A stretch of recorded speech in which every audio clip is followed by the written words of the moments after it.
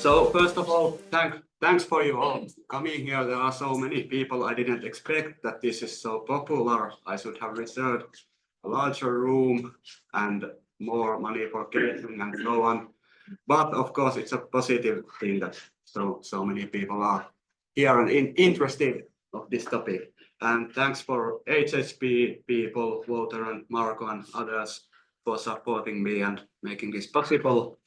And of course, thanks to the people or the foundations who have supported this financially, that is Kone Foundation from Finland, and then Amsterdam School of Historical Studies has funded the catering.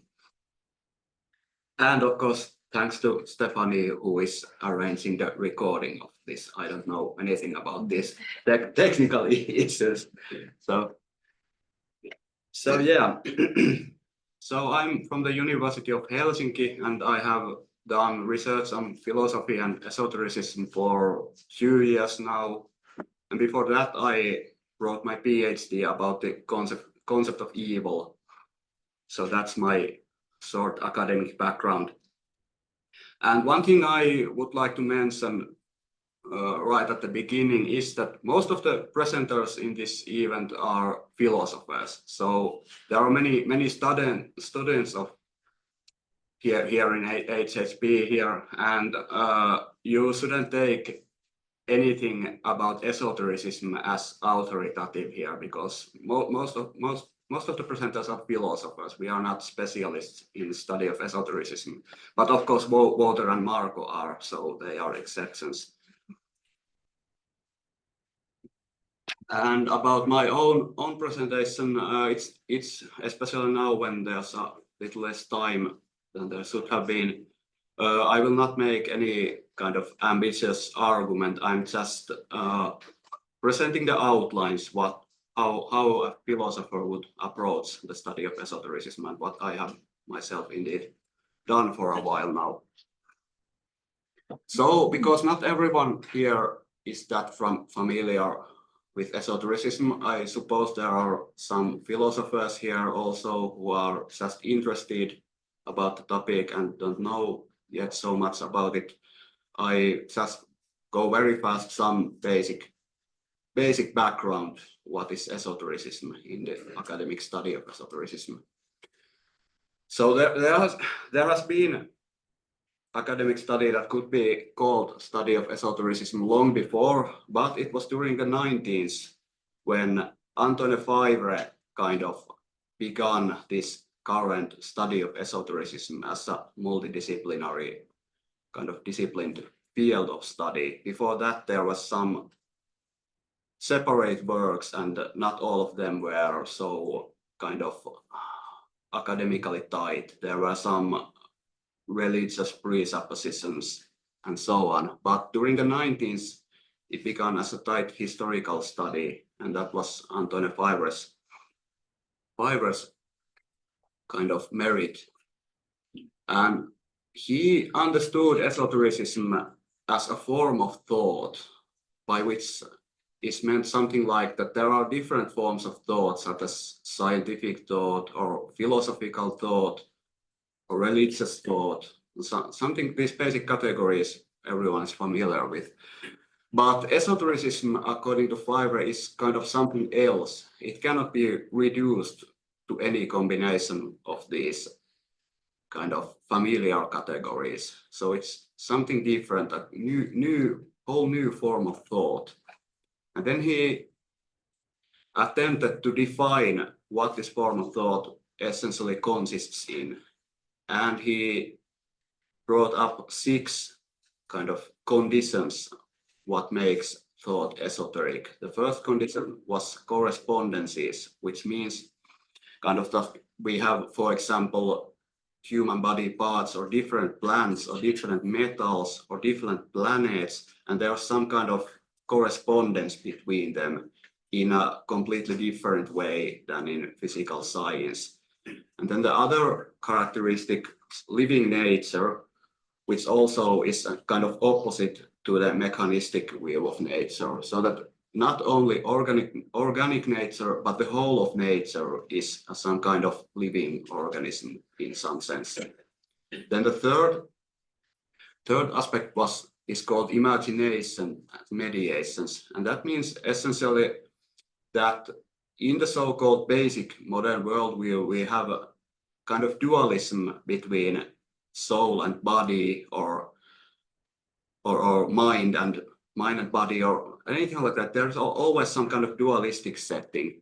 But in esoteric thought, imagination plays a specific role in kind of bridging this duality, and there is something in between, for example, body and soul, something that isn't familiar in the mainstream science and philosophy. Then the fourth characteristic is transformation, and that means shortly that different beings can transform in a more fundamental way than is usually taught in post-enlightenment kind of rational thought. That, for example, human beings could evolve to gods or something, or any being could evolve to a different kind of being in a very fundamental way. And the last two characteristics, according to Fiber, are not necessary for esotericism, but they are common. And the first of these is concordance, which means that there is a kind of hidden truth behind all different religions, which cannot be spoken aloud in propositional form, but which is there. And then the last characteristic is master-disciple chain. So that often in esoteric schools there is this idea that there needs to be a master and disciple, and it goes in chains, that this kind of occult knowledge is transmitted to new people this way. But well, today Fiver's definition is not very popular in study of esotericism, even though I will argue that it's not such a bad definition. But if we think kind of strict scientific empirical study of esotericism, there are some problems in Fiver's definition. And Kokuvo von Struckrad was probably the first big name to bring that forward. And he argued that Fiver's definition is kind of essentialistic. He first decides what esotericism should be according to him, and then he kind of defines esotericism based on that. While von Struckrad argued that we should just study different phenomena and then see if there is some reason to call them esoteric. And therefore he didn't really think that there is such thing as esotericism. He just talked the esoteric. And he then went on to define esotericism as claims to secret knowledge, and also some specific ways by which this secret knowledge is attained. And also for von Struckrad, the esoteric is a structural element of all discourse. If there is something commonly accepted, then there is also something that is not accepted, something that is kind of other to that.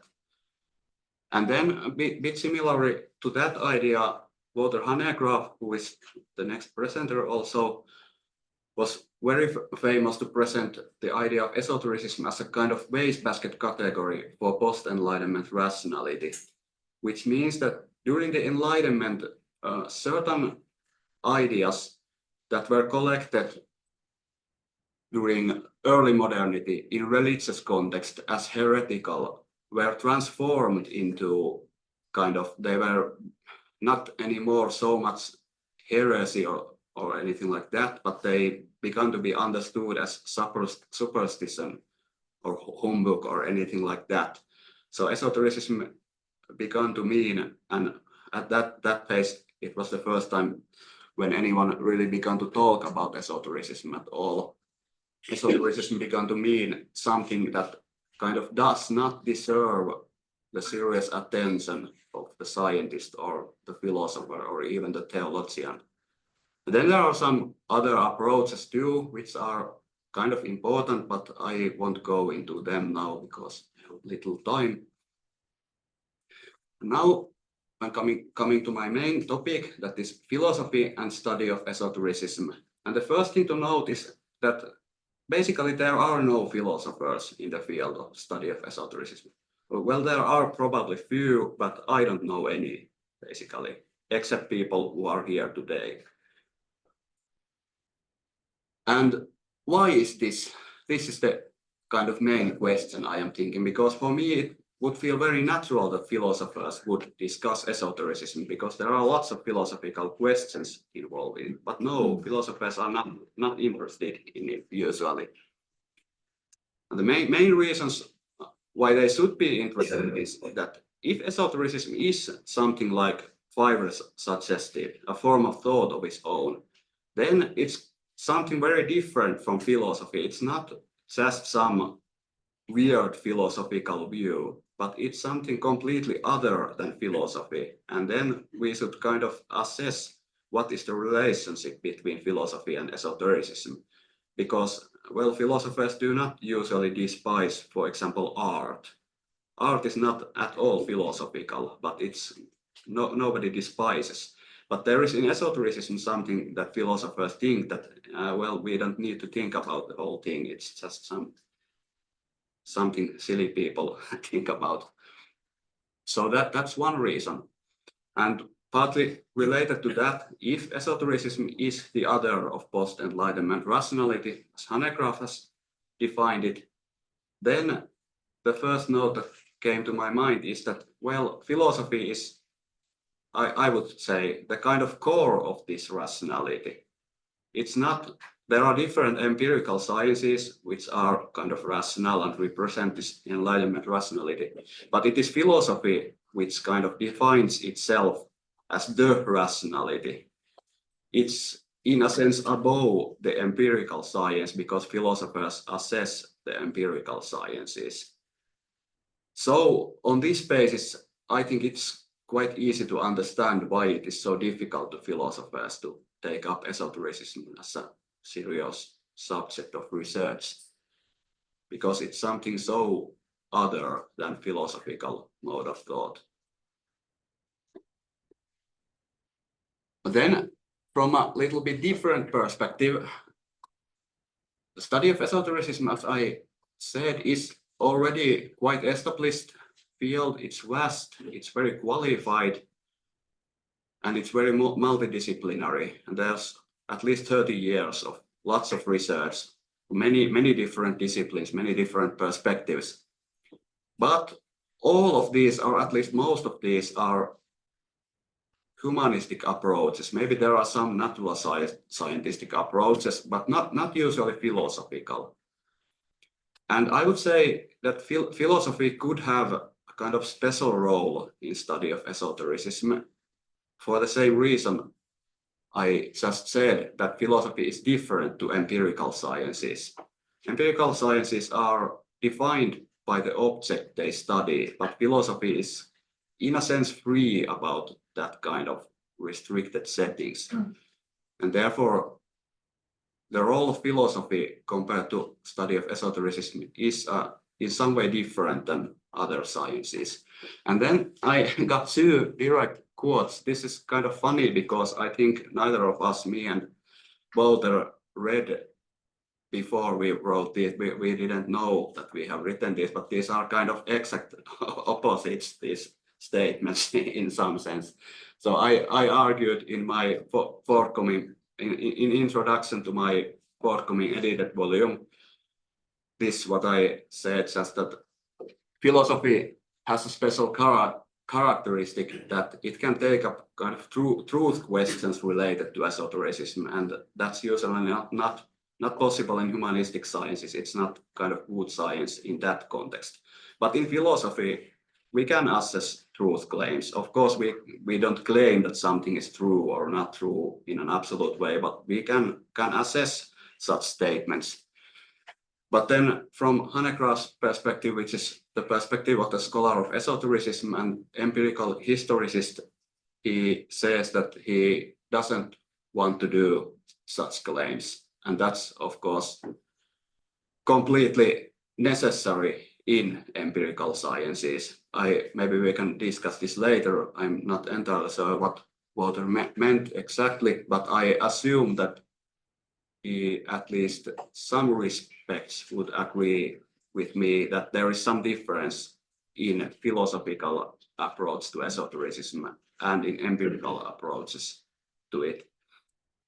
But there seems to be, at least in some cases, some, I don't say problem, but some it's not easy always for scholars of esotericism to approach philosophers. Because, for example, I had one experience in Finland where there was an event called Puistophilosophia. It's kind of free philosophical discussion event. There are there are academic philosophers, and then there are just people who are interested in philosophy. There are even frontline politicians called there every year, and it's kind of big event with free philosophical discussion. And I was called there to talk about my research project about philosophy and esotericism, and it was very good. There were so many different people, and they had different arguments, and all was in good spirit. But there was one scholar of esotericism who is, I would say, quite established in Finland, who he or she wasn't mean, but said nevertheless that I'm arrogant when I'm claiming some truth claims about esotericism. But well, if that's true, then the whole discipline of philosophy is arrogant, and I don't think that can be the case. Of course, it can be that I put my issue badly, but I think there's something else. There's some kind of discrepancy between empirical study of esotericism and philosophy, and that's my main task, that I would kind of like to be both at the same time, even though I don't yet have much knowledge about study of esotericism. More knowledge about philosophy. Well, not so much about that either, but more than study of esotericism. But then this is my main argument I have done so far in my research in last 2 years. So the question is obviously why there should be philosophical study of esotericism. Where do we need that? It's kind of more obvious why we need empirical study of esotericism, because esotericism is a thought current as any else, and it should be studied. It's kind of self-evident, or at least it should be. But this is kind of different question, why study esotericism philosophically? And I have 3 different arguments. First of all, there are lots of important esoteric influences in the history of philosophy. And I can say there are lots of those, and they are often very important. In some cases, I would say it's not even clear that some thinkers who are generally taught as philosophers are actually pure philosophers. They are sometimes something between philosophy and esotericism. And I have particularly Friedrich Schelling and Henri Bergson in mind. I wouldn't say they are purely philosophical at all. They are somewhere halfway between philosophy and esotericism, in my view. But because in the field of philosophy, esotericism means just kind of unclearness or something like that. It's not a conception people there would take seriously at all. And this results in that those esoteric influences in philosophy are not recognized. And even when they are recognized, they are often downplayed. So scholars try to argue that, yeah, well, okay, this guy was interested in these strange things, but it wasn't important for his philosophy. But the fact is that in many cases, it has been very important, and it should be studied already merely from the viewpoint of history of philosophy. But then there is the even more important point, that it's not only the history of philosophy, but it's the now of philosophy. It's the same situation right now, that there are esoteric influences in philosophy. They are usually not so clear today as they were, for example, in the 19th century, but they are there. I will take some examples a little later. And then the third point is that, of course, many claims of esotericism are kind of to be approached at least very, very critically, to say it nicely. And philosophy, I would say, gives a lot of tools to this critical analysis, because usually when you do humanistic sciences, you are not supposed to kind of criticize anything too sharply. You should just study what people have said and thought. But philosophers have the kind of questionable right to do such critique. But of course, to do that requires that we know something about esotericism, and I don't think this is usually the case in the philosophical community. They criticize esotericism, but they don't know what it is. That's very common. Then I will take up some ideas I have what philosophy of esotericism could be. So the first point was kind of already said, that if esotericism is a form of thought, such as science or politics or religion, then it kind of follows directly if it is important in some sense, as it is. Then there should be a new metaphilosophical field which studies the relationship of philosophy and esotericism, and I think that can be called simply philosophy of esotericism. Then the other point that has come to my mind is that mysticism is another concept that relates to esotericism, but it's not the same. And mysticism it's kind of more known than esotericism. All philosophers know at least what mysticism basically means. They don't necessarily have even heard the word esotericism always. But mysticism is something familiar for philosophers, but it's also something that is not usually taken so seriously. And even if it is taken seriously, then it is argued that it's something that one cannot talk anything. For example, Wittgenstein has this famous passage that one must remain silent about that, what cannot be told propositionally. But I don't think the distinction is actually so sharp. And that which is kind of in between mysticism and philosophy is esotericism. And here I must say that I don't argue that esotericism is some kind of complete bridge between them, that if we study esotericism, then we can bridge mysticism and philosophy. No, that's not the case, but it can give some important tools for analyzing the differences of mystical and philosophical thought.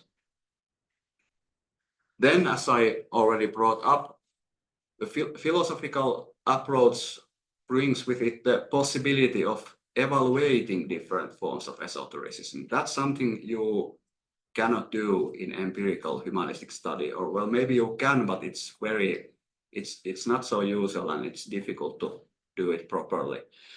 But in philosophy, you can just begin from that. You can assess different forms of esotericism philosophically in different respects. For example, what are their political kind of causes and how kind of plausible they are philosophically. Of course, that's one has to be very careful in that, but it's possible.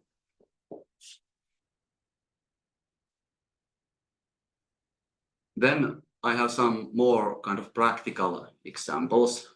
This is, I think, something no one would deny that is possible, that we can adapt a phenomenological approach to some practice of actual occultists, so that we don't make any truth claims, but we just analyze phenomenologically what is it like to be an occultist, for example. And I think Adas Diers is tomorrow going to do something that at least resembles this idea.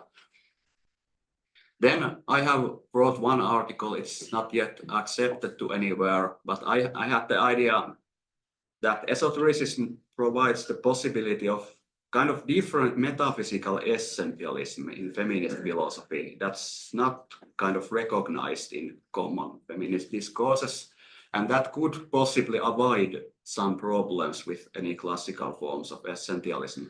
Of course, one can ask where do we need essentialism in the first place, but it has been shown quite convincingly, for example, by Alice and Stone, that it's not possible to abandon it entirely. It always comes back in some form. So I think if there is some kind of alternative form of essentialism, which is not so problematic as other forms, then I think it should be at least discussed seriously. And there is, well, quite many feminists are esotericists themselves, and probably, I don't know, maybe I should consult some of them with this article. But anyway, this is one idea. Then the other idea is that there is this philosophical movement of panpsychism, and it's, in a sense, it's just a school of analytical philosophy of mind. But I would argue that the reason why there is such a controversy around it is that actually panpsychism is not compatible with the basic starting points of analytical philosophy. It's rather an esoteric idea, and I think that's the reason why panpsychists and other philosophers of mind tend to kind of talk past each other.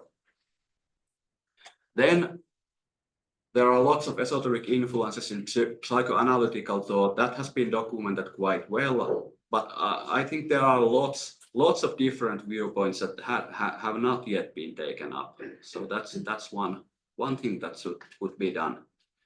And then the same applies to environmental philosophy and political philosophy.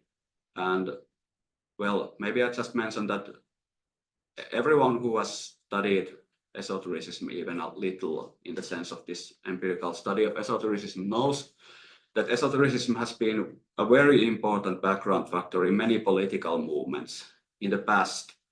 But probably it's the same today, but we just don't see it so clearly now. So maybe we should also discuss it in contemporary context. What kind of esotericism can be good and for what kind of politics? Example, I think that's difficult to do in empirical research, but philosophers could do that. And then I would give a little promotion to the forthcoming volume I'm editing. Here you can see all the chapters. This is coming from Rootlets. I think it will be out this year, or at least in the beginning of the next year. It will be fully open access, so everyone can read it. And quite many people, as you can notice, who are writing a chapter there are presenting today or tomorrow, but there are some others who are not here today, so maybe I say very quickly something about them. So Antti Piilola is my colleague from Helsinki, and he has done philosophy of mysticism. And he, in particular, in this volume, he discusses the relationship of study of esotericism and then philosophy of mysticism. And there's kind of his argument that there is this kind of talking past each other in these discourses. Then Emanuele Curcio has kind of critical view of esotericism, and his motivation is political. He argues that esotericism tends to facilitate right-wing thought, extreme right-wing thought, but it's not anything simple, he argues. It's a very interesting chapter. Then Glenn Alexander Magee is someone many here probably know, and he is writing in this volume about Schelling and Hegel and esotericism pretty much the same way he has done before in different contexts.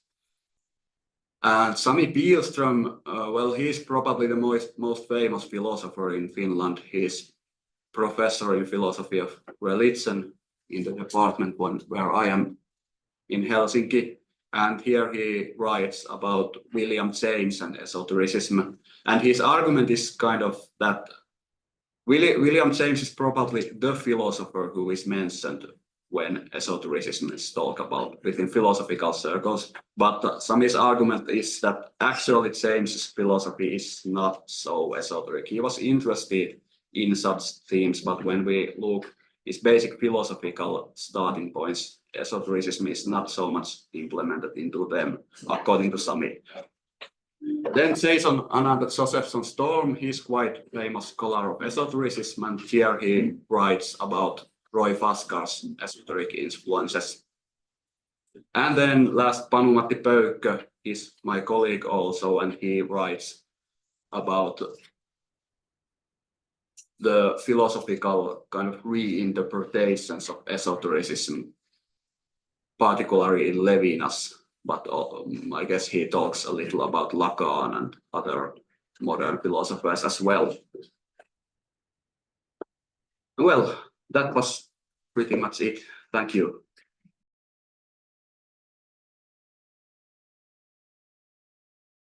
Good morning. Very glad to be here for this conference. Thanks a lot to Obi for this nice invitation and for this nice occasion to talk about a topic that I consider very important, the relation between philosophy and esotericism. I'm going to make some very bold statements here, so I hope that it's quite possible that everybody will disagree very virulently with me after half an hour, but I'm just going to throw it in here. You know, before moving to my central topic of today, which is radical empiricism and counter-normativity, I would like to use a few minutes first to sketch my basic views about how the emergence of esotericism as a field of study is related to the parallel emergence of history of philosophy as a new academic discipline during the 17th to the 18th century. As I argued in my book, Esotericism in the Academy in 2012, these two fields, history of philosophy and history of esotericism, should be seen as one another's mirror images. They emerged together historically, and they are in fact inseparable. Of central importance in this respect is the 18th century phenomenon of eclectic historiography. So I'd like to ask your opinion for this, your attention to this term, eclectic historiography. This was a new methodological principle that became dominant in this period of the 18th century, 17th, 18th century. It stipulated that historians of philosophy should no longer bother to pay laborious attention to each and every philosophical sect from the past and to each and every one of its ideas, including those that were now seen as mistaken or as historical dead ends. On the contrary, the principle was that historians of philosophy should separate the wheat from the chaff by focusing only on those schools of thought that they themselves saw as worth taking seriously, as truly rational and philosophically important. So that's eclectic historiography. Now, the pioneers of this eclectic perspective were these guys that you see here, Jacob Thomasius and Christoph August Heumann, the founding editor of Acta Philosophorum, which is historically the first academic journal devoted to a history of philosophy. Based on their new eclectic historiography, Jacob Brucker then produced a large multi-volume work known as the Historia Critica Philosophiae, which covered the entire history of philosophy from the dawn of history to the present. Brucker is not well enough known. He became and remained the dominant, almost exclusive authority on all questions concerning the history of philosophy until well into the 19th century. He has a momentous influence on the history of philosophy. Now, why is this relevant to the study of esotericism? It is relevant because Brucker's extremely influential work in fact consisted of a double narrative. One strand traced the history of true philosophy from the beginnings to the present, while the other strand traced the parallel counter-history of what he saw as false or pseudo-philosophy. If you look more closely at the contents of this second strand in Brucker's historical narrative, then you discover that it contained essentially all the author's traditions, types of intellectual speculation, and so on, that would nowadays be categorized under the esotericism label. Brucker's own chief categories were Chaldean, Zoroastrian, Egyptian superstition, Neoplatonism, Kabbalah, and Theosophy. In other words, Brucker wrote the first complete history of esotericism, although obviously from a very negative, dismissive perspective, and he did not use that term yet. His discussions were so detailed and so well informed, based on meticulous studies of primary and secondary sources, that later historians of philosophy no longer felt that they needed to do all that work all over again. They got the point, and the point was very simple. Brucker had demonstrated for them that all that weird stuff was just irrational, pseudo-philosophical nonsense that henceforth would no longer need to be treated as part of the history of legitimate philosophy at all. And so we see that all these ideas and traditions now vanished from standard histories of philosophy.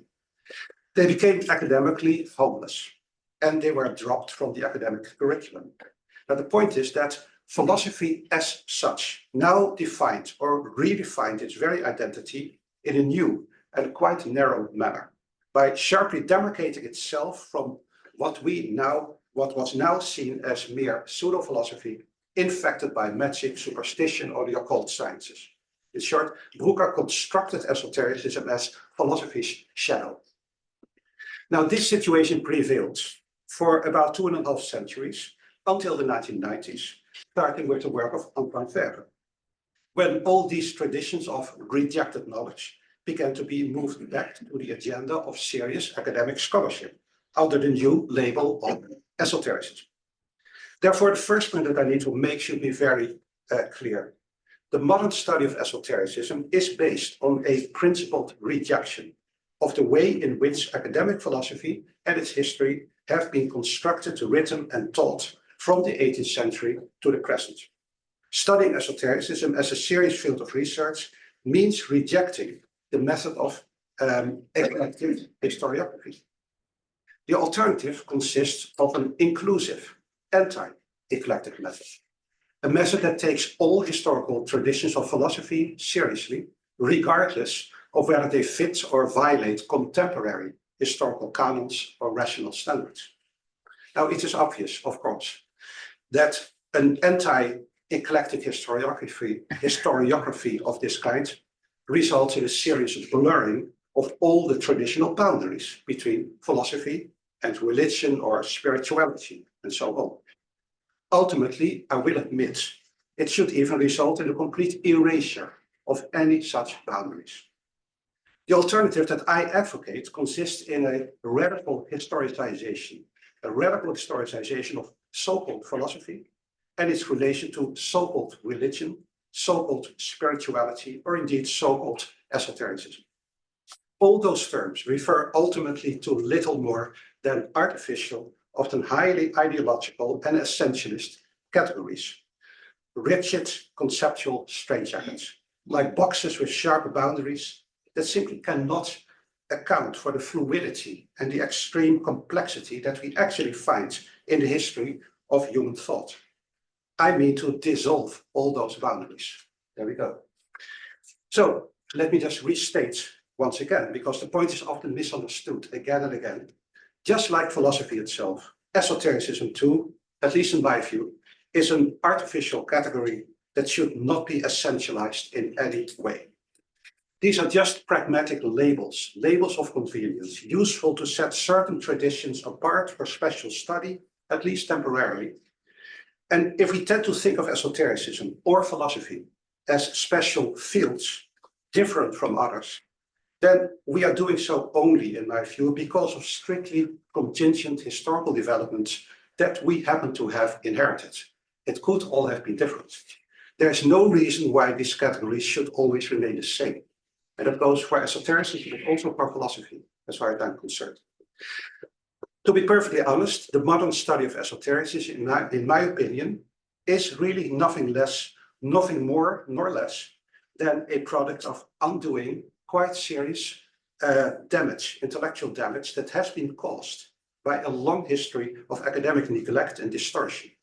A history in which, as I regret to say to this audience, in which philosophers and historians of philosophy have been playing quite a key role. Undoing the damage means taking seriously again what used to be rejected, so as to bring it back to the table of academic research and reintegrate it completely into our normal standard histories and intellectual discussions. So it's a radical project, and the word radical will come back a couple of times more, as you will see. In my own work, ever since an article that I published in 1995, I've myself consistently been defending an empirical or historical empirical approach to the study of esotericism, grounded in what is known as methodological agnosticism. In my more recent work, I've sharpened these formulations by insisting on what I now call a radical empiricism grounded in a radical agnosticism. I use the adjective radical according to its etymological meaning, referring to the word radix, root, hence the roots. When I use these terminologies, I have serious philosophical intentions. It's not just about a personal preference on my part for empirical bottom-up research of primary sources, rather than top-down theory-driven approaches. It's also that, but much more precisely than that, the philosophical claim that I want to make here is that everything is empirical. That's my statement here. Everything is empirical. When I say everything, I do not mean just tables and chairs or other observable realities such as animals or plants or planets. Let me do that's good. Yes.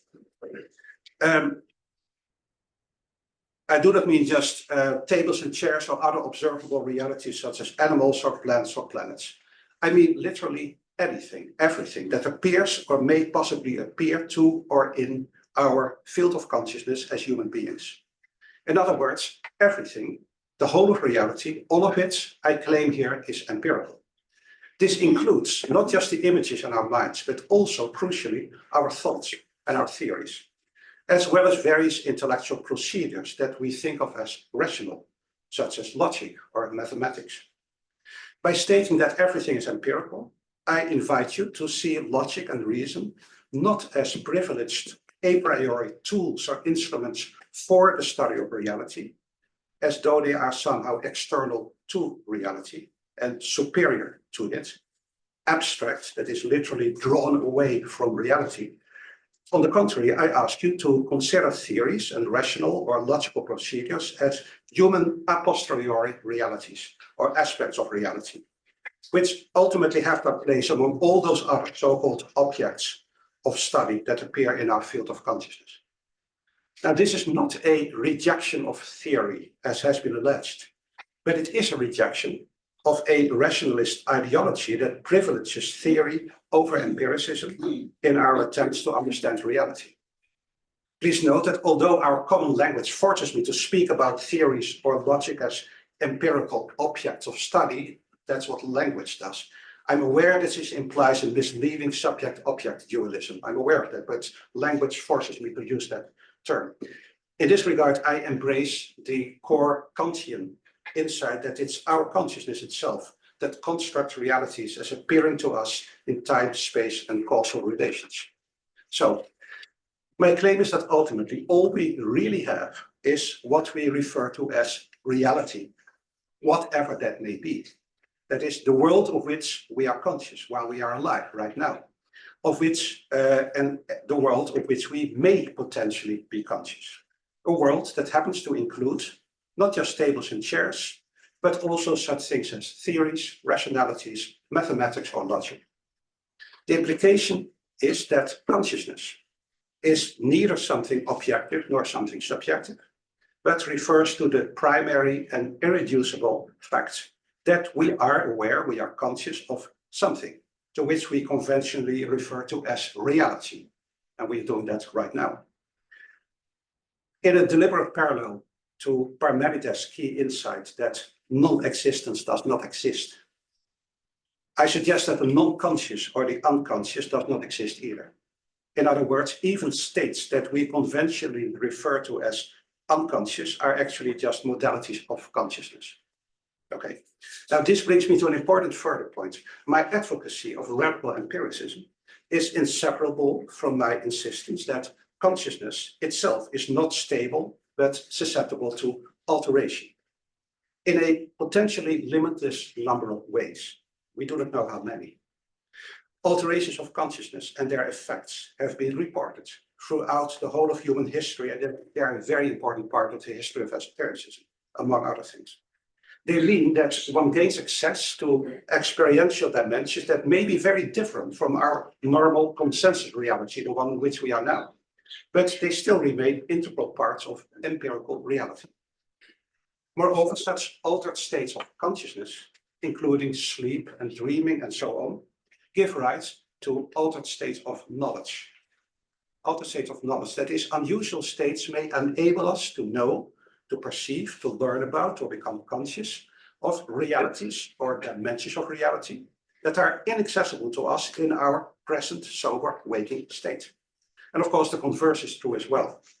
Our present states, this present state of sober wakefulness, at least I hope that you're sober and awake right now, this allows us to perceive, to learn, or become conscious of realities or dimensions of reality that are inaccessible to us in altered states. The point is that it's impossible to participate in all states of consciousness and at the same time, and thus in all states of knowledge at the same time. By entering one state, we are always leaving another. Moreover, I'm aware of no convincing argument for assuming the existence of some kind of meta level of consciousness that could function as a superior vantage point for assessing or critically evaluating the knowledge or the claims of knowledge that are available to us in any of these different experiential realities. Now, if so, if those are my claims, then does this mean that we cannot distinguish between reality and hallucination, between truth and illusion? Well, yes, that is what it means. That's actually what it means. And as, by the way, Immanuel Kant himself already discovered to his shock and deep concern. If you want to know more about it, this is a fantastic book, but there are many other books written about the topic. Of course, I know that certain states of consciousness are incompatible with the practical requirements of normal life in human society. Or I know very well that psychotic states may be deeply frightening and harmful to individuals. Yet, and again, Kant comes to the same conclusion. I see no convincing philosophical basis for the assumption that unusual conditions of consciousness of any kind should be less instructive about reality than the sane and sober state in which we currently find ourselves. If you find this doubtful, please read the brilliant Philosophy of Madness by the Dutch philosopher Walter Casters. It's a very strong recommendation on my part. Or, for instance, consider Donald Hoffman's volume, The Case Against Reality. Excellent read. Be that as it may, the history of a religion and esotericism demonstrates conclusively that altered states of consciousness of many kinds and their effects, including altered states of knowledge, are perfectly common phenomena that have occurred frequently to countless otherwise normal people in all cultures and all periods of history. So, in my terms, they are part of empirical reality, and that's the whole point.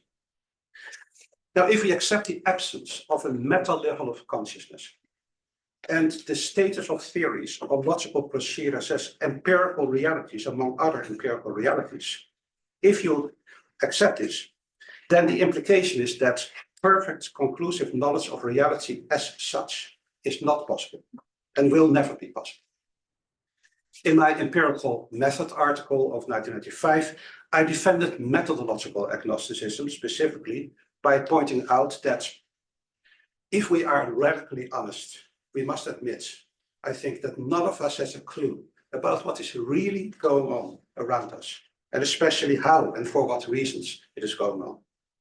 To admit the grave inadequacies in our knowledge and understanding of reality, I think is more scientific than to fool ourselves about them. Now, 30 years of further study and reflection about these questions leave me even more convinced than ever that this is actually the case. But meanwhile, I've advanced from the simple principle of methodological agnosticism to a more complex philosophy of radical agnosticism. Methodological agnosticism acknowledges that there might be non-scientific, non-rational methods for gaining true knowledge about reality. For instance, paranormal perceptions or gnosis or divine revelations, and you name it. But the position of radical agnosticism implies something more. It implies the additional point that we are not capable of ever knowing whether any claim of knowledge actually does amount to reliable and conclusive knowledge of what is really and ultimately true. Even if, let's say, tomorrow I have a deeply impressive mystical experience, so the word mysticism comes up indeed. Let's imagine I'm hit by a very impressive mystical experience of radical non-duality and noetic light. I'm enlightened. It convinces me that the true nature of reality has now revealed itself to me. Even so, still, I will not actually know for certain what it really is that I have experienced, even though in my excitement I may be claiming otherwise. What appears to me as divine light could still be just the perceptual interface of something different, something whose true nature remains concealed from my understanding. And I'd like to illustrate this point with reference to the Hermetic literature, which I've been studying quite a lot. The Hermetic literature, which is grounded in the deep conviction that an ultimate creative source, the pega in Greek, the source of being, is present and active at the very heart of reality. while still these texts are professing an utter agnosticism about what that source actually is. And here's a relevant quote. Such a being, this source, that cannot be perceived by the senses is unlimited, incomprehensible, and immeasurable. It cannot be captured, nor grasped, nor hunted down. Where it is, whither it is going, whence it has come, or how it is, or what, all that is uncertain. In other words, even the extremely strong Hermetic claim of perfect gnosis is still built on a radical agnosticism about its true object of knowledge. Now, the point about the radical empiricism and the radical agnosticism has been expressed in a wonderful sentence that I love a lot by Thomas Mann, my famous writer, in his great novel, Joseph and His Brothers. Here it comes. A doubter I am, not because I believed in nothing, but because I consider anything possible. In other words, radical agnosticism is not, as often is thought, not a negative position. It's a very positive position. Now, it is on this precise basis that I build my claim that we cannot afford, as intellectuals, as scholars, we cannot afford to exclude large parts of the history of human thought from serious consideration by dismissing all of it to a conceptual dustbin or a wastebasket of rejected knowledge. We must reject the rejection of rejected knowledge. Reject the rejection of rejected knowledge. By overturning the wastebasket, like those cats are doing there, recovering all its contents and reintegrating all of them back into the history of thought. Now, I think I can guess what you are thinking. But what about all that nonsense? What about all those long discarded mistakes? Why should we study ideas that are irrational and false? Shouldn't philosophy be focused on what is rational and true, right? Well, my answer to this type of objection is that it's impossible for any understanding of philosophy or history of philosophy to focus just on what is true while dismissing what is false. It's not possible. It would be utterly counterproductive, and it would in fact be very unphilosophical to try. All standard programs of philosophy accept the fact that there are many different theories and arguments that often contradict one another and cannot all be true, from analytical to continental philosophy and what have you. They cannot all be true. Philosophy consists in the search for knowledge, not in claiming to have found it.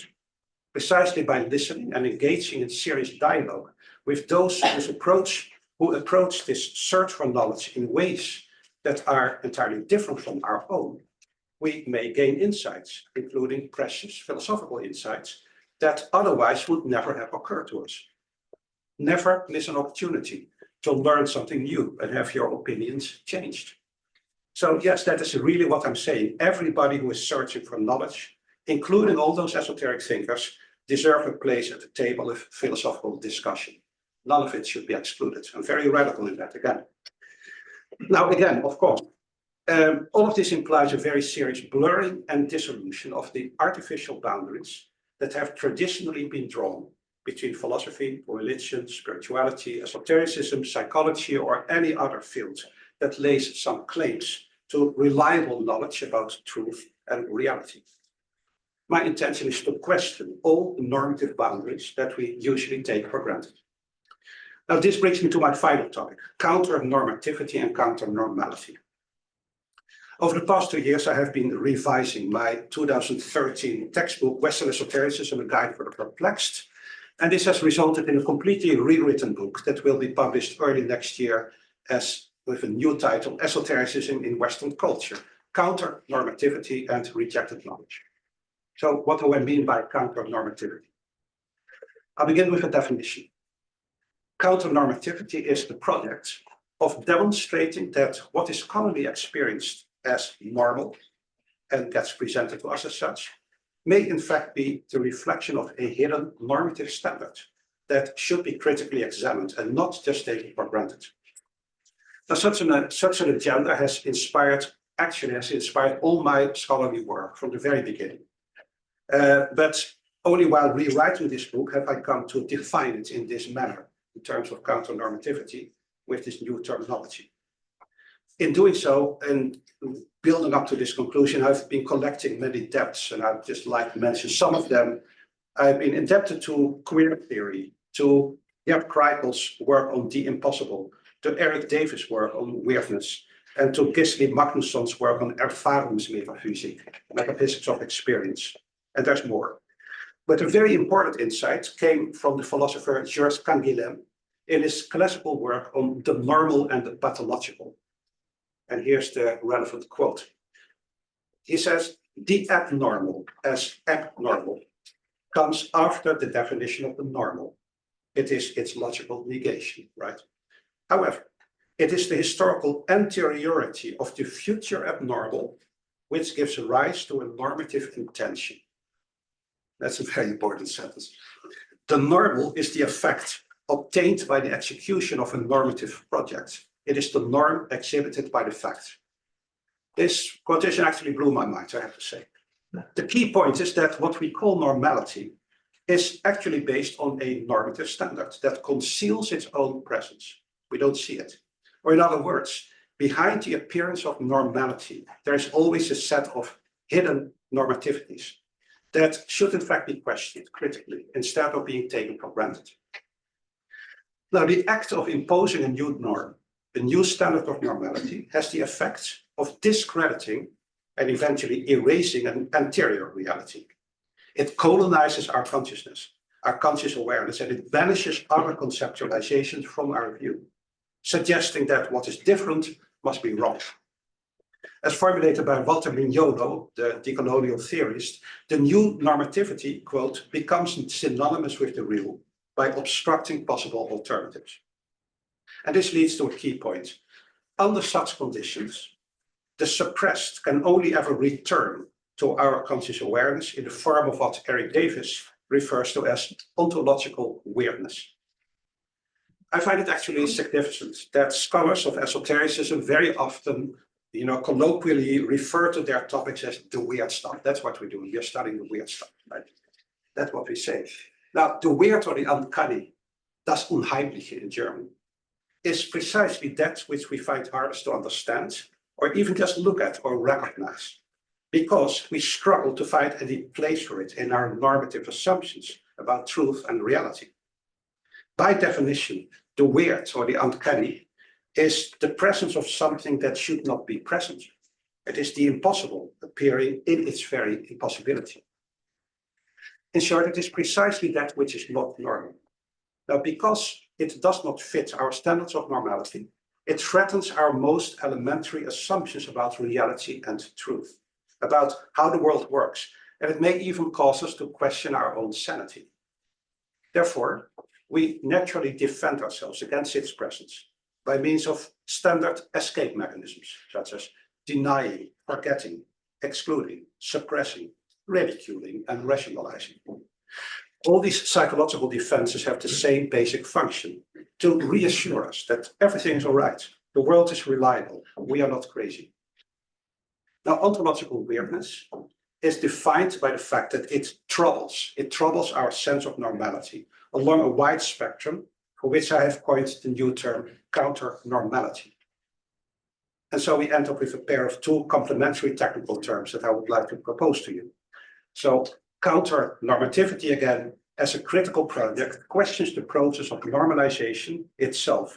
That is, the imposition of a normative standard that ends up concealing its own presence, because it's normal. While counter-normality refers to the troubling effects of that process. That is, the appearance of phenomena that in some sense are not normal. The return of the suppressed, if you will. The weirdest and the most radically shocking forms of counter-normality are usually referred to as paranormal. That is literally beside or contrary to the normal. But along a sliding spectrum, we encounter much more subtle forms of counter-normality as well.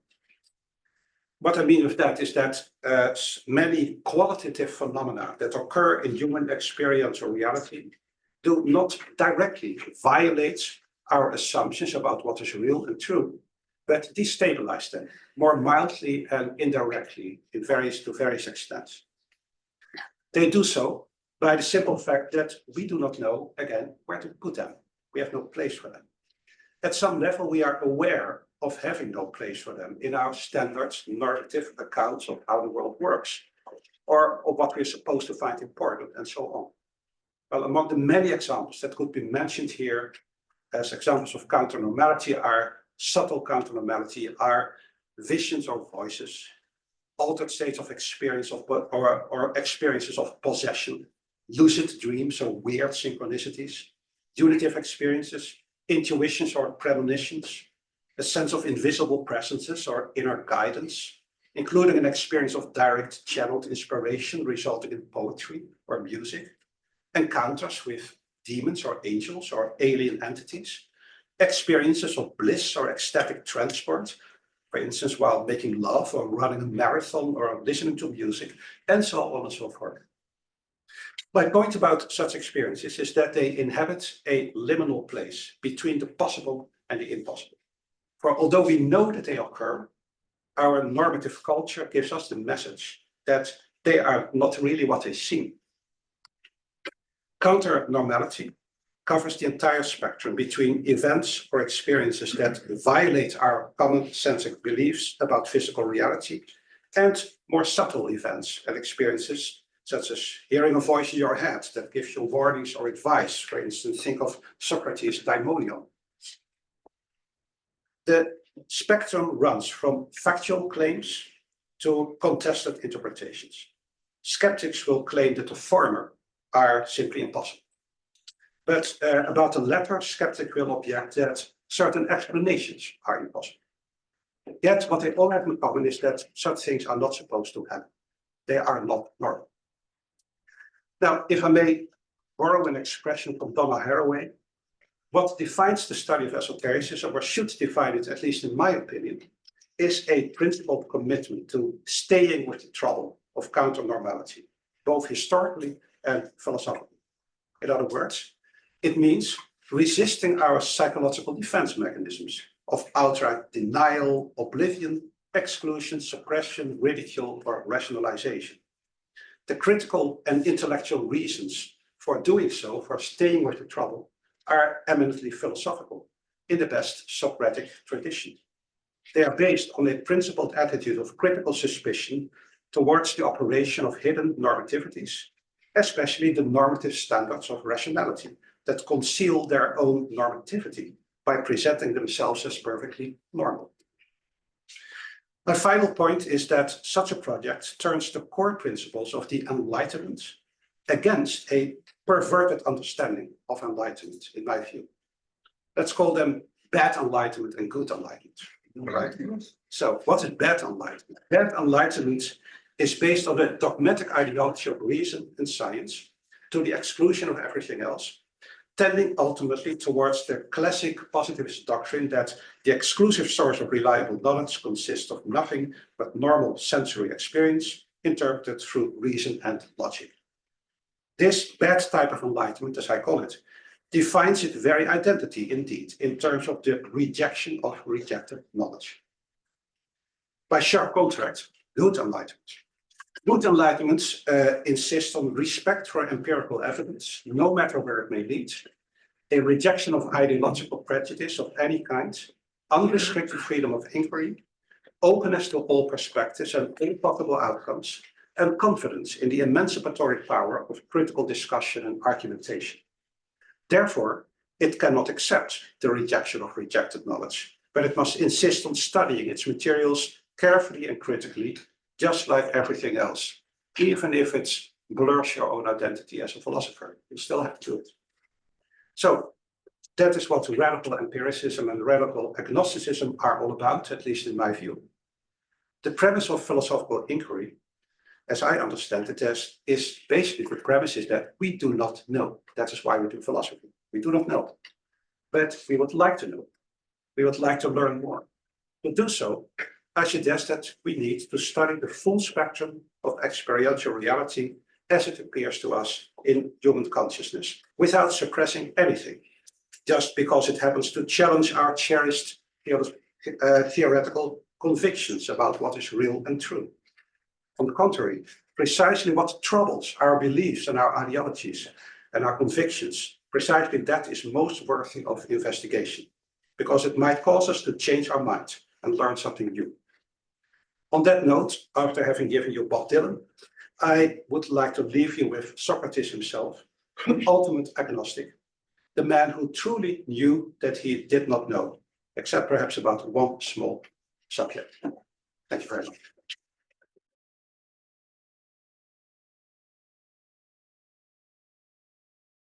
Hello, welcome back. Hope you had a good lunch.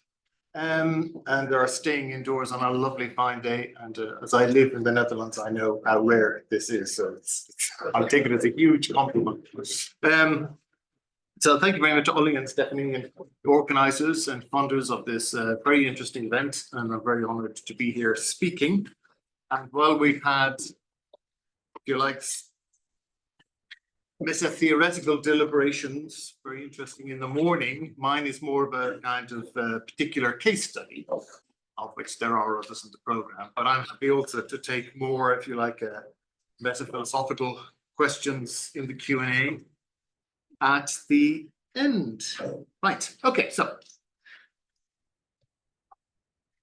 amongst the many Hermetic and esoteric practitioners of the Kabbalah, or Kabbalah, in the Victorian age, the power of the image and the making of images through special use of the imagination held an important place. This power was understood to go well beyond mere fanciful representation. For members of the 19th century Hermetic Order of the Golden Dawn, for instance, imagination was not a faculty of the irreal or non-existent. It had its own reality. As Tanya Luhrmann writes, the doctrine of the Golden Dawn explicitly stated that imagination was a reality and that it could affect the material world. The different plane that these magical writers present is not defined by different rules even. That conception emerges somewhat later, but is rather composed of different materials, one apparently unsubstantial, the other substantive, but both ultimately interdependent. Indeed, one of the Golden Dawn's teaching texts, Some Thoughts on the Imagination, resolutely stated the following: the uninitiated interpret imagination as something imaginary, in the popular sense of the word, i.e., something unreal. But imagination is a reality. When a man imagines, he actually creates a form on the astral or even on some higher plane. And this form is as real and objective to intelligent beings on that plane as our earthly surroundings are to us. Luhrmann helpfully expands on this claim, demonstrating how these practitioners, quote, use a term like plane to confer a separate but equal status upon this imaginative world. They also speak of the inner plane and shorten the phrase to the inner, unquote. Inner is a disingenuous term, however. It does not merely mean imaginative or emotional or internal.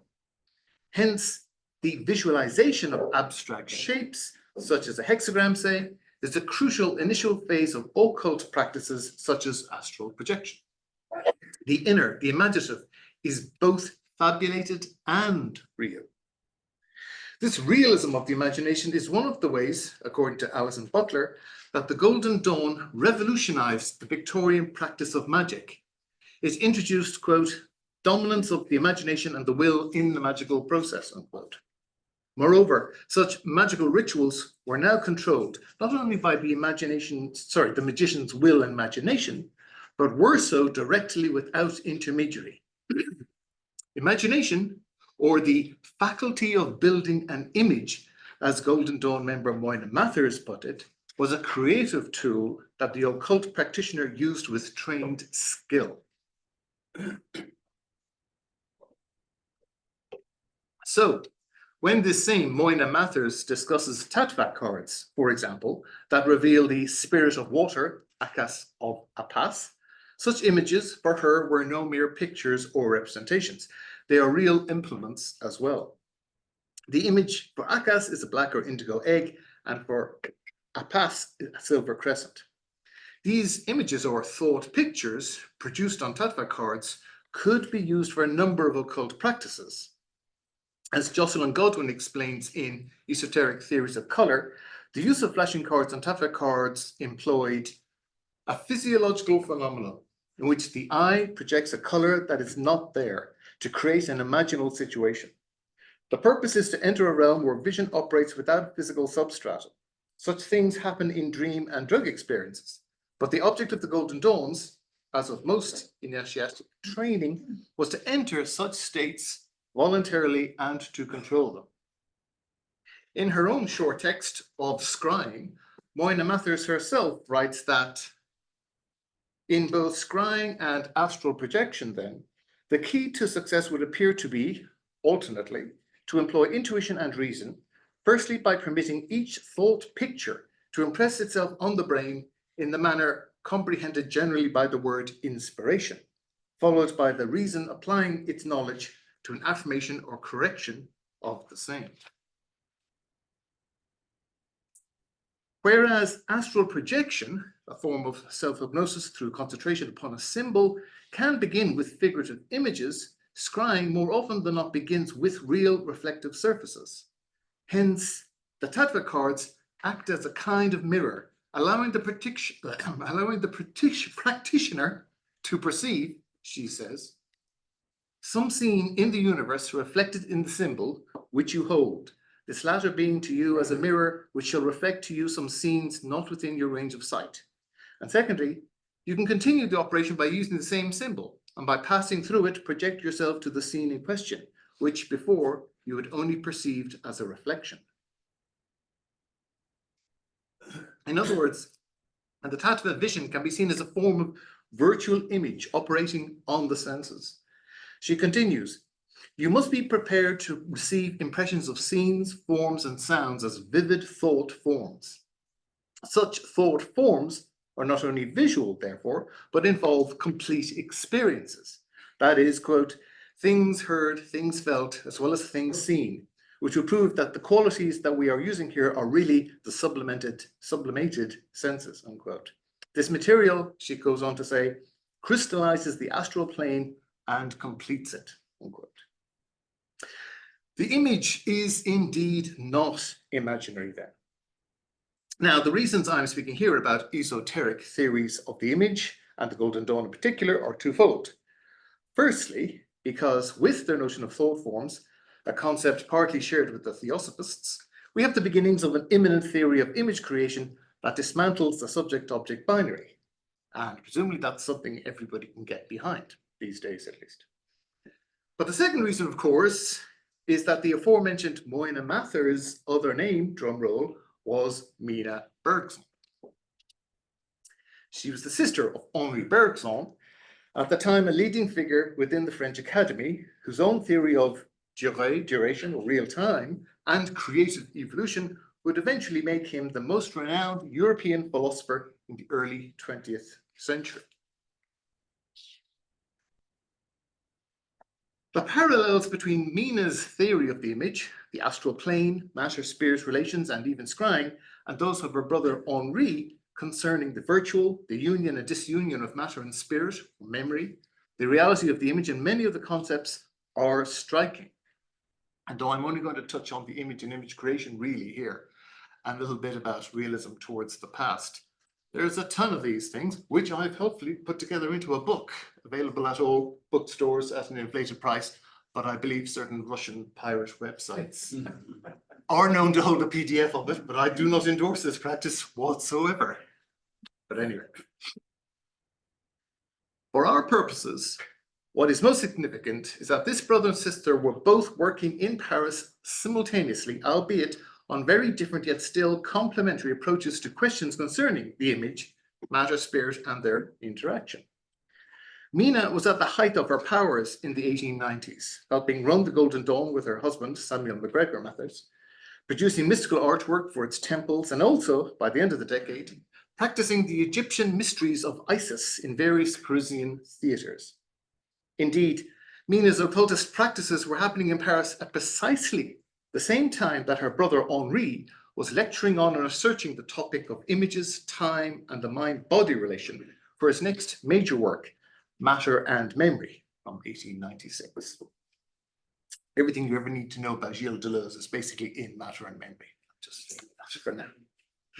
4 years later, Henri was invested as Professor of Philosophy at the Collège de France, where he became the first pop philosopher, Such was the influence of his ideas.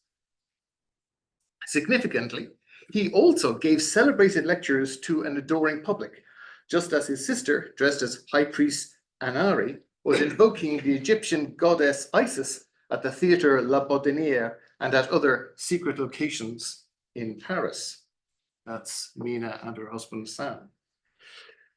And yet, Mina and Henri were supposedly estranged. And indeed, we have no documentation of Henri's views of his sister's work or vice versa.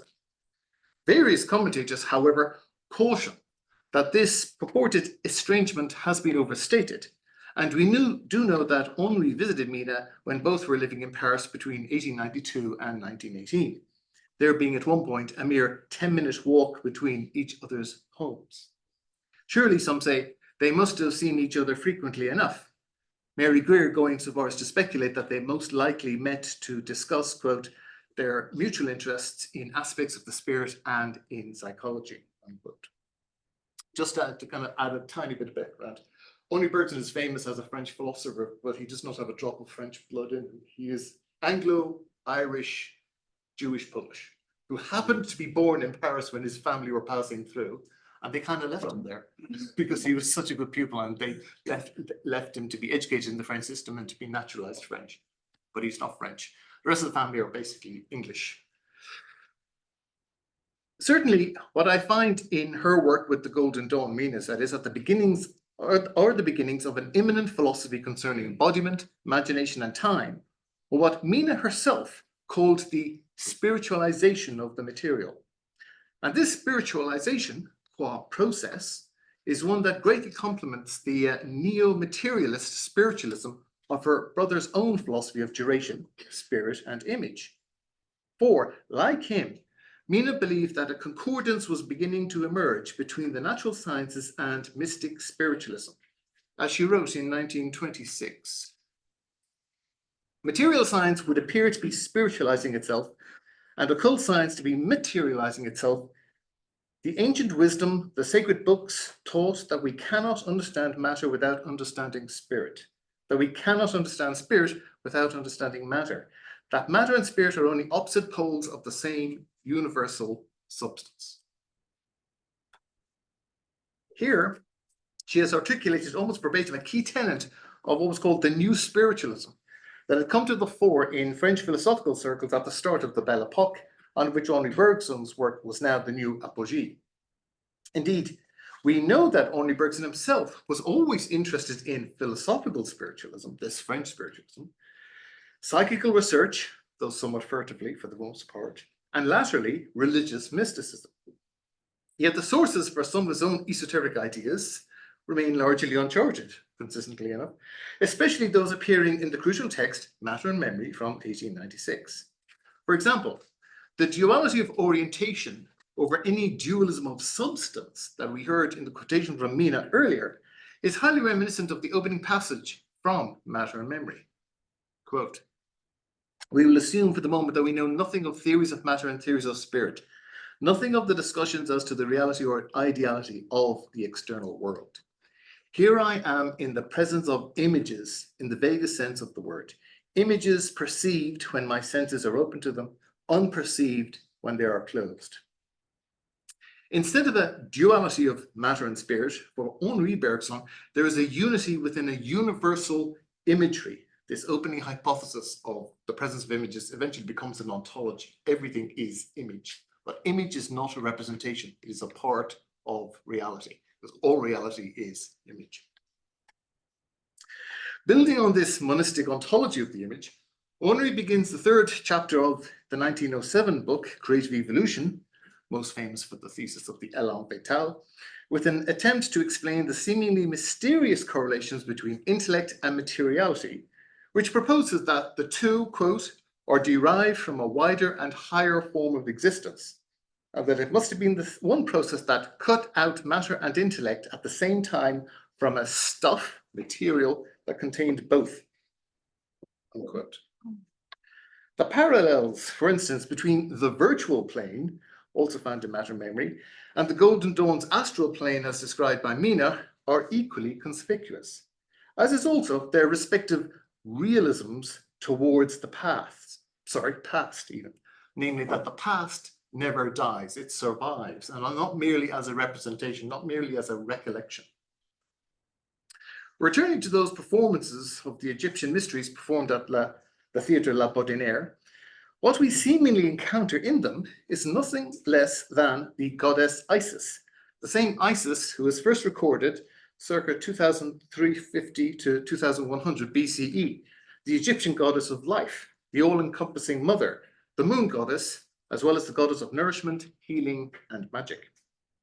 So important for this Parisian division of the Golden Dawn were these Isis rites, moreover, that after 1900, they refer to all their work in Paris as part of the Isis movement.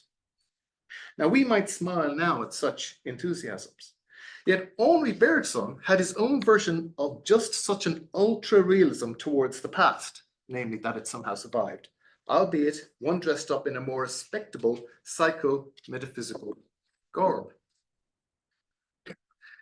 Let us reflect for a moment, he says in the Perception of Change talk from 1911. Let us reflect for a moment on this present which alone is considered to have existence. What precisely is the present? My present at this moment is the sentence I am pronouncing, but it is so because I want to limit the field of my attention to my sentence. This attention is something that can be made longer or shorter, like the interval between 2 points of a compass. Let us go further. An attention which could be extended indefinitely would embrace, along with the preceding sentence, all the interior phrases of the lecture and the events which preceded the lecture, and as large a portion of what we call our past as desired. In another lecture delivered in Paris on the soul and the body, Bergson attempts to push this argument to its limit, he says, by imagining a single sentence lasting for years. Well, I believe that our whole psychical existence is something just like this single sentence, continued since the first awakening of consciousness, interspersed with commas, but never broken by full stops. And consequently, I believe that our whole past still exists. Attention, then, is a kind of time machine for Henri Bergson. So far, so merely psychological, perhaps, you might say. After all, Bergson seems unclear as to what is being maintained here, what is surviving, my past, as I represent it in a recollection, or the past in itself. Ordinarily, we would say that there's a major difference between the two, yet Henri invariably fails to make the distinction, speaking interchangeably about my past, memory, pure memory, and the past. And that is exactly the point. It is the past in itself, which he also calls the virtual or pure memory, that survives and is subsequently represented as our personal recollections, pictures. In itself, though, pure memory is immanent imagery, non-representational imagery, the ontology of images that matter memory introduces at the outset. Hence, it is with such immanent imagery and the relationship with individual recollection where the parallels between Mina Bergson and Henri Bergson are most interesting.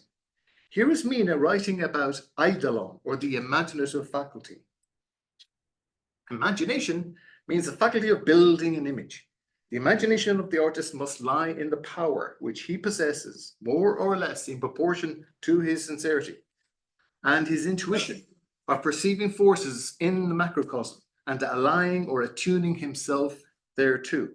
His talents naturally and his artificial training permitting him to formulate images which shall express those forces. Imagination is not merely the fanciful representation of reality, again, but an immanent part of the real, a microcosm that instantiates that macrocosm more or less. Now, this language of scalarity is also crucial. Significantly, matter and memory thinks of images as scalar, as having micro and macro connections with the real. The relationship of the image to the real is not one of representation, but of immanent participation.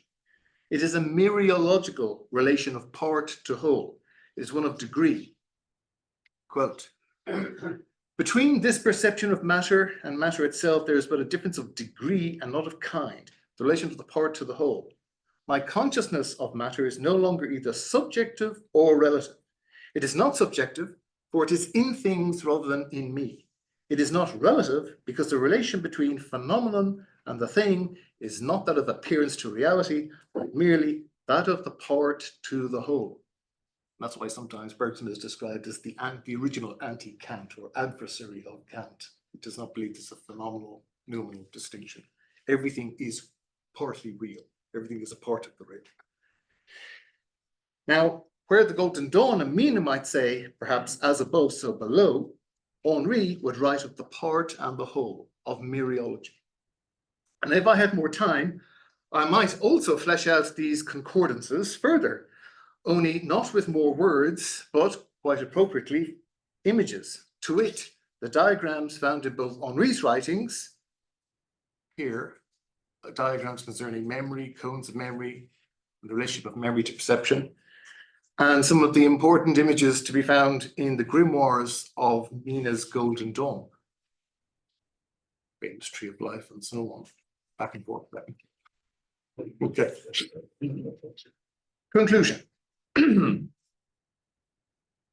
Revisiting Henri's, you know those too well, so I'm going to stick with those.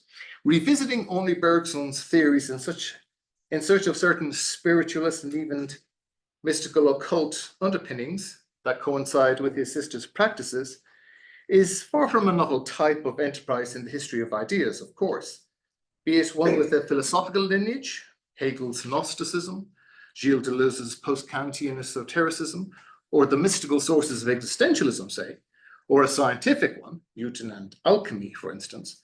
Looking for such reflections in a dark mirror is not an uncommon form of investigation. All the same, as Joshua Ramy cautions us, there remains, quote, a contemporary ambivalence over the validity and significance of esoteric, let alone occult, apprehensions of nature and mind, such that a certain political risk comes with any such reading, especially in the face of the materialist worldview that currently dominates philosophy and theory in general. If the risk is worth taking, therefore, it is, as Ramy says, because the marginalization of Hermetic traditions constitutes a symptomatic repression of the complexity of both the history of modern philosophy and the stakes of contemporary culture, which is, from the internet to the cinema, completely obsessed with magic and with the occult.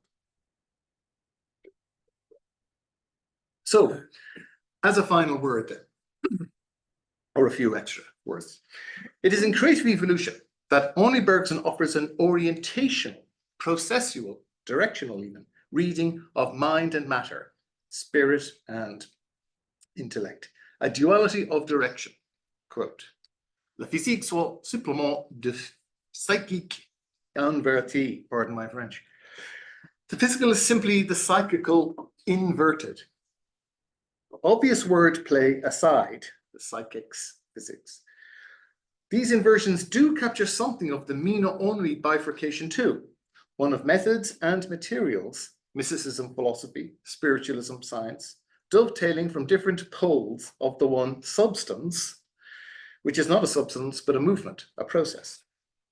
This convergence would offer a shared vision of life and world united through temporality, the one operating performatively to invoke and embody parts of the past directly in the person of a priestess, Mina's methods. The other, along with building images, of course, the other operating conceptually to explain my past as immanent within a stratified set of larger unattended presence, accessed through an expansion of attention, Bergson's method, basically deconstructing the now, quite a few years before Derrida did.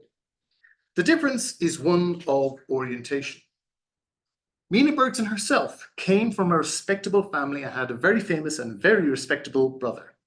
Yet her ideas and practices, though scandalous as they were actually in their day, matched those of her brother in both breadth and depth. Possibly even more so. There is still so much more to research and for future scholars to unearth about both the Bergsons and their strange ideas about spirit, matter, and images. The vestiges of Mina's mystic philosophy comprise occult training techniques, Hermetic worldviews, and a spiritual performance art that, set side by side with the more usual tropes of her brother's philosophy, intuition, empirical evidence, deduction, argument, unveil nonetheless nothing less in comparison. All the same, both the philosopher and the mystic only ever glimpse something wider from each of their vantage points, hers incarnated through forms of dance and ritualized movements and built images, his governed by philosophical codes and experiments. Thank you very much.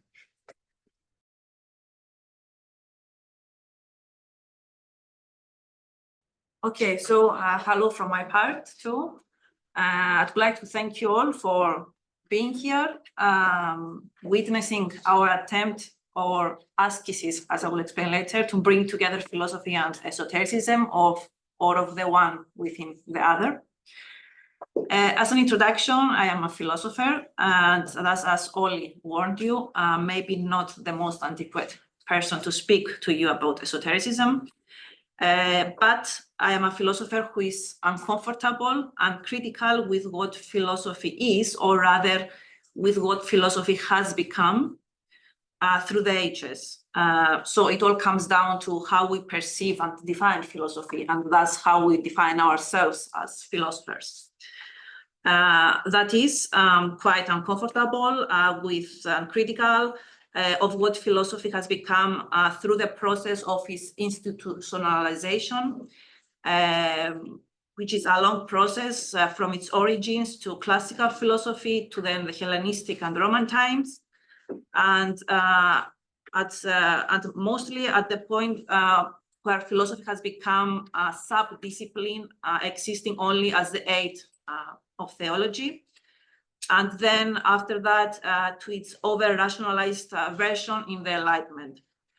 And it's only after the Enlightenment that we actually have, in quotation marks, the birth of philosophy as a discipline, as it has been said, of its own. And still today, this long process of philosophy is still today, philosophy is still canonical. Through its present academic transformations and limitations, I would say.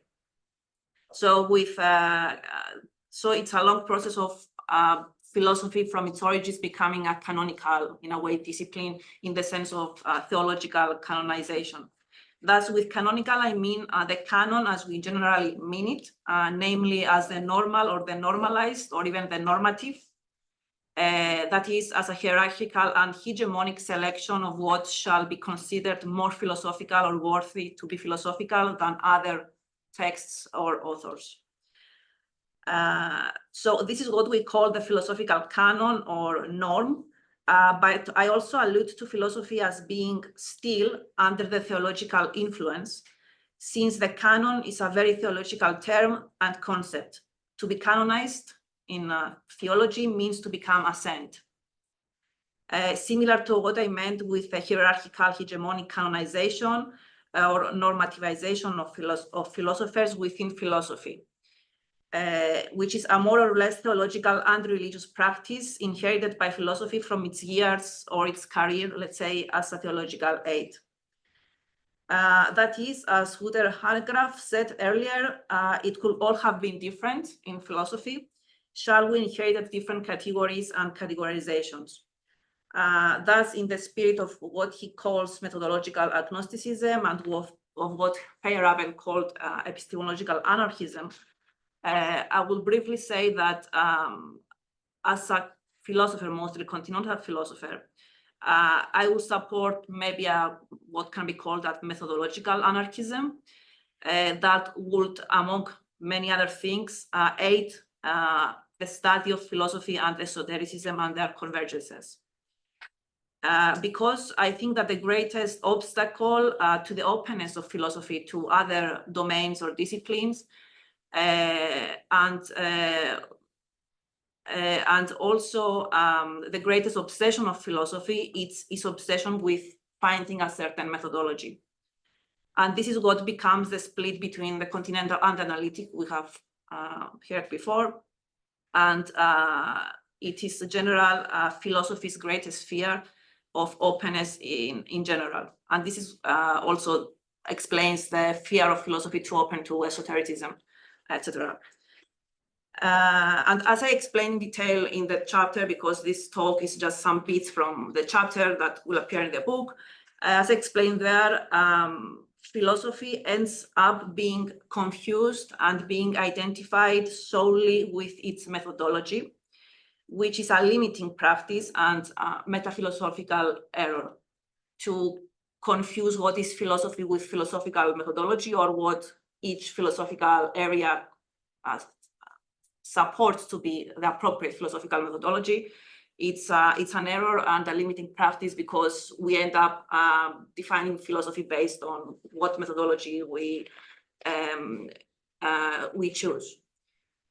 But this is as a very as a preamble to my actual talk, which, as I said, is just bits from the chapter, which is a long chapter. Thus, I hope that I will be coherent and comprehensible. The chapter, as much as the talk, is called philosophical ascesis. Is ascesis with K, just a small error in the program of the conference, because it matters because ascesis with K actually means it comes from Greek and it means exercise, while ascesis with C actually refers to the ascetic, which is what secludes one from the world. So here I want to present philosophical ascesis as an exercise, as an esoteric or mystical exercise. I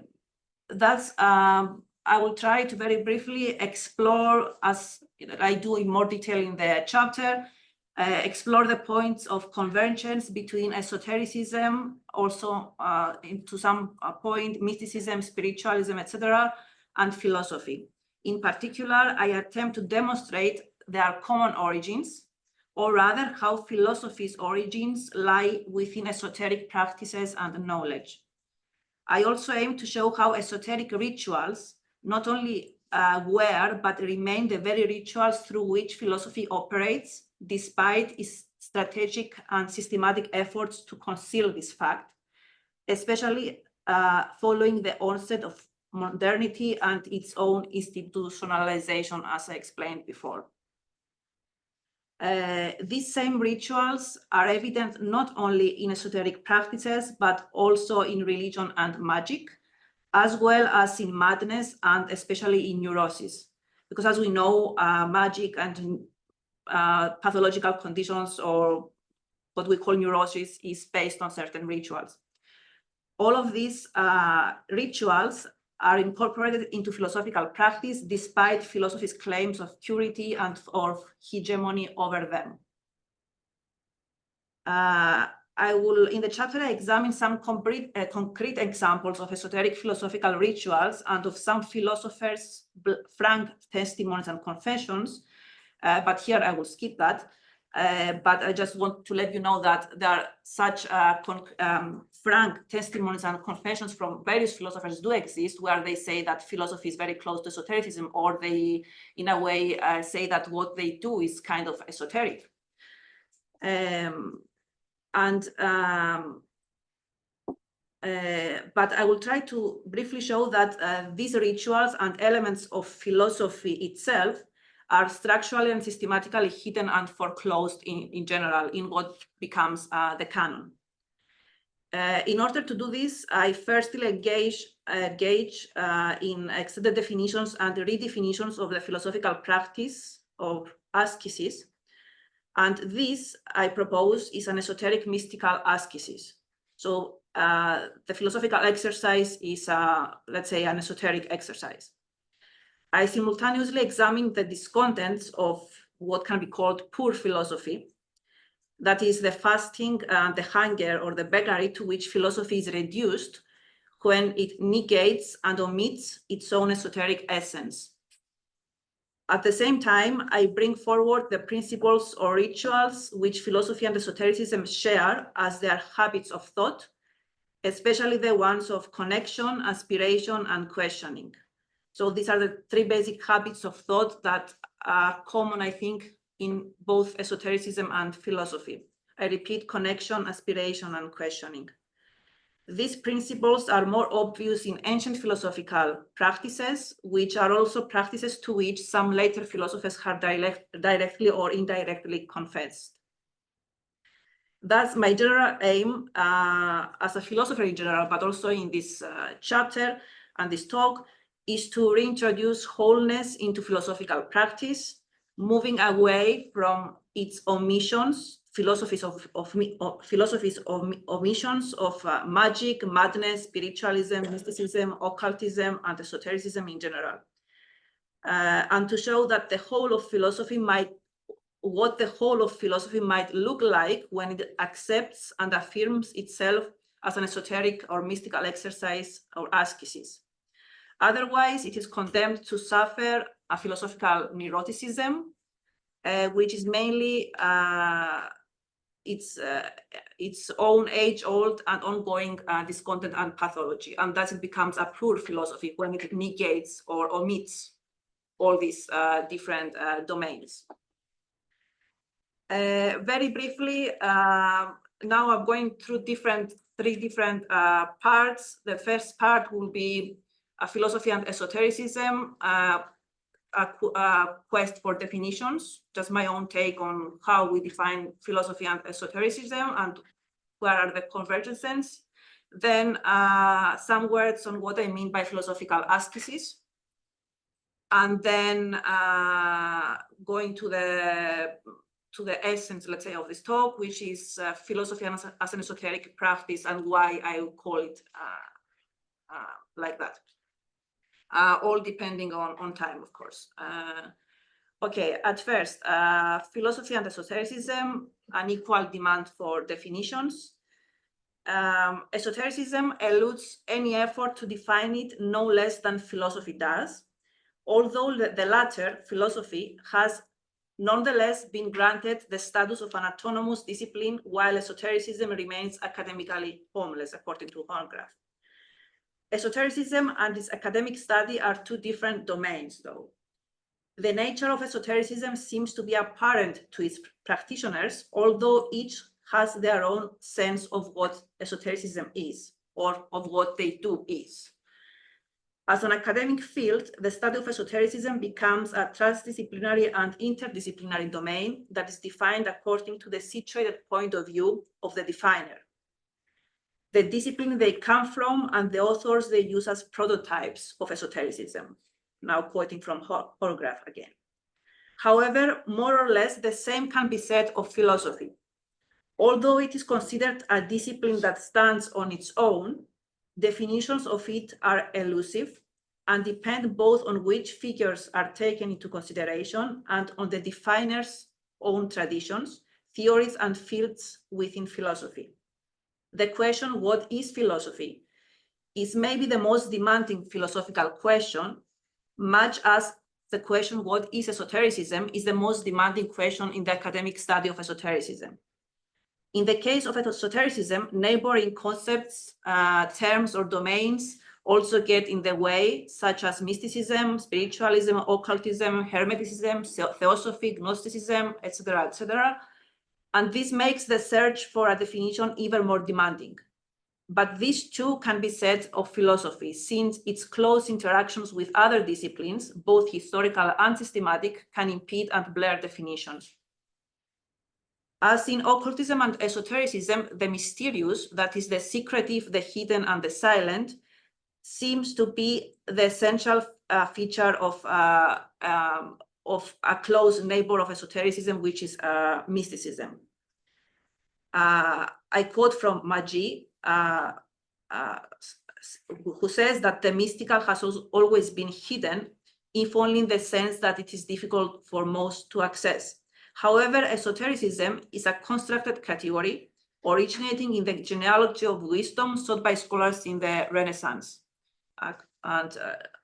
This is again from Maggi's observation.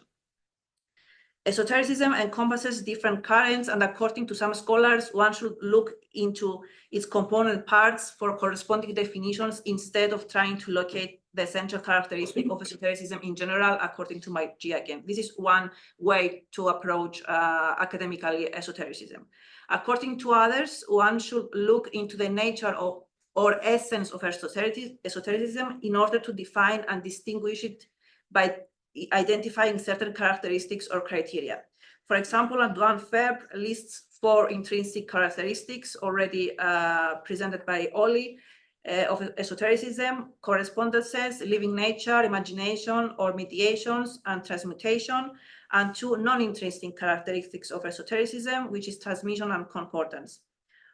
All these can also be seen as endo or exo characteristics of other disciplines, but even more so of philosophy, I think. So all these characteristics, I think, are also characteristics or criteria of what makes philosophy philosophy. To explain more, philosophy is distinguished by imagination, by how its ideas correspond to science in the world, and by a kind of transmutation too, since philosophy aims at changing something in the world or at changing reality, not like esotericism does, but more indirectly. As Maggi writes, much of esotericism is concerned with changing reality, gaining knowledge or powers that might enable us to alter or control objects, situations, and events, either for selfish or selfless purposes. Magic, alchemy, and astrology, and all other forms of divination are obvious examples. End of quotation. And also the domain of mysticism,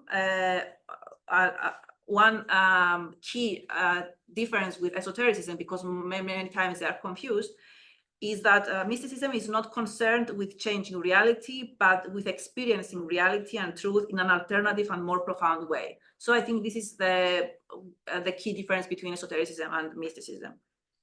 That is why I think that esotericism is closer to philosophy than maybe mysticism, although philosophy and mysticism also have a lot of convergences.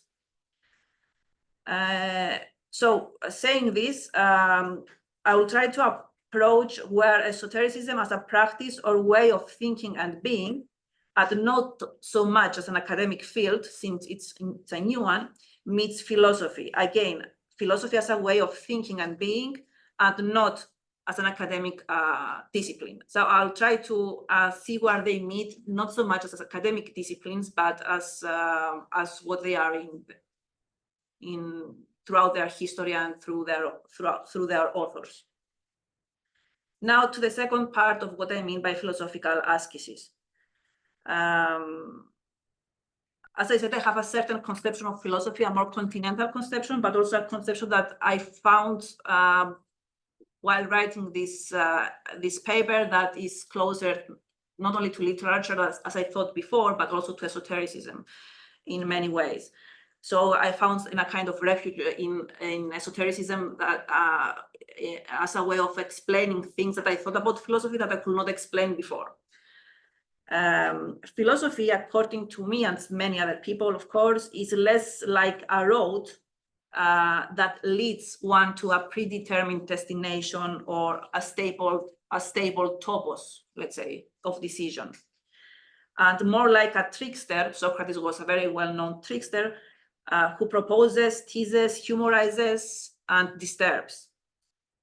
Philosophy should be understood as an activity or a movement and as a kind of thinking that we do in motion, rather than as a path, a method that leads towards the place where one has decided to arrive. Philosophy is thought in motion that jumps from one idea or theory to another in order to taste the Nietzschean sabio, another conceptual plane of thought. The philosophical essay, and I think that philosophy in general, is or shall be an attempt from the verb essayer in French, which means to attempt, to try, should be an attempt at thinking. That is, it should be an ascesis in the sense of exercise. I think that if one engages in philosophy, is that engaging in philosophy involves deliberately distancing oneself from interpretation, an act of distancing, as Friedrich Nietzsche understood it, in the term of effexis, that is distancing, being in distance from interpreting things. This approach entails suspending one's reflexes, impulses, and tendency to arrive at a philosophical decision, as Francois Laruelle puts it. It also challenges the assumption that philosophy alone is sufficient and emphasizes the need for inter and transdisciplinary openness. So I find some convergences between Nietzsche's method of epexis, of distancing oneself from interpretation, and Francois Laruelle's non-philosophical principles, which say that the aim of philosophy is not to arrive at a certain decision, and that philosophy is not sufficient by itself in grasping the one or the truth.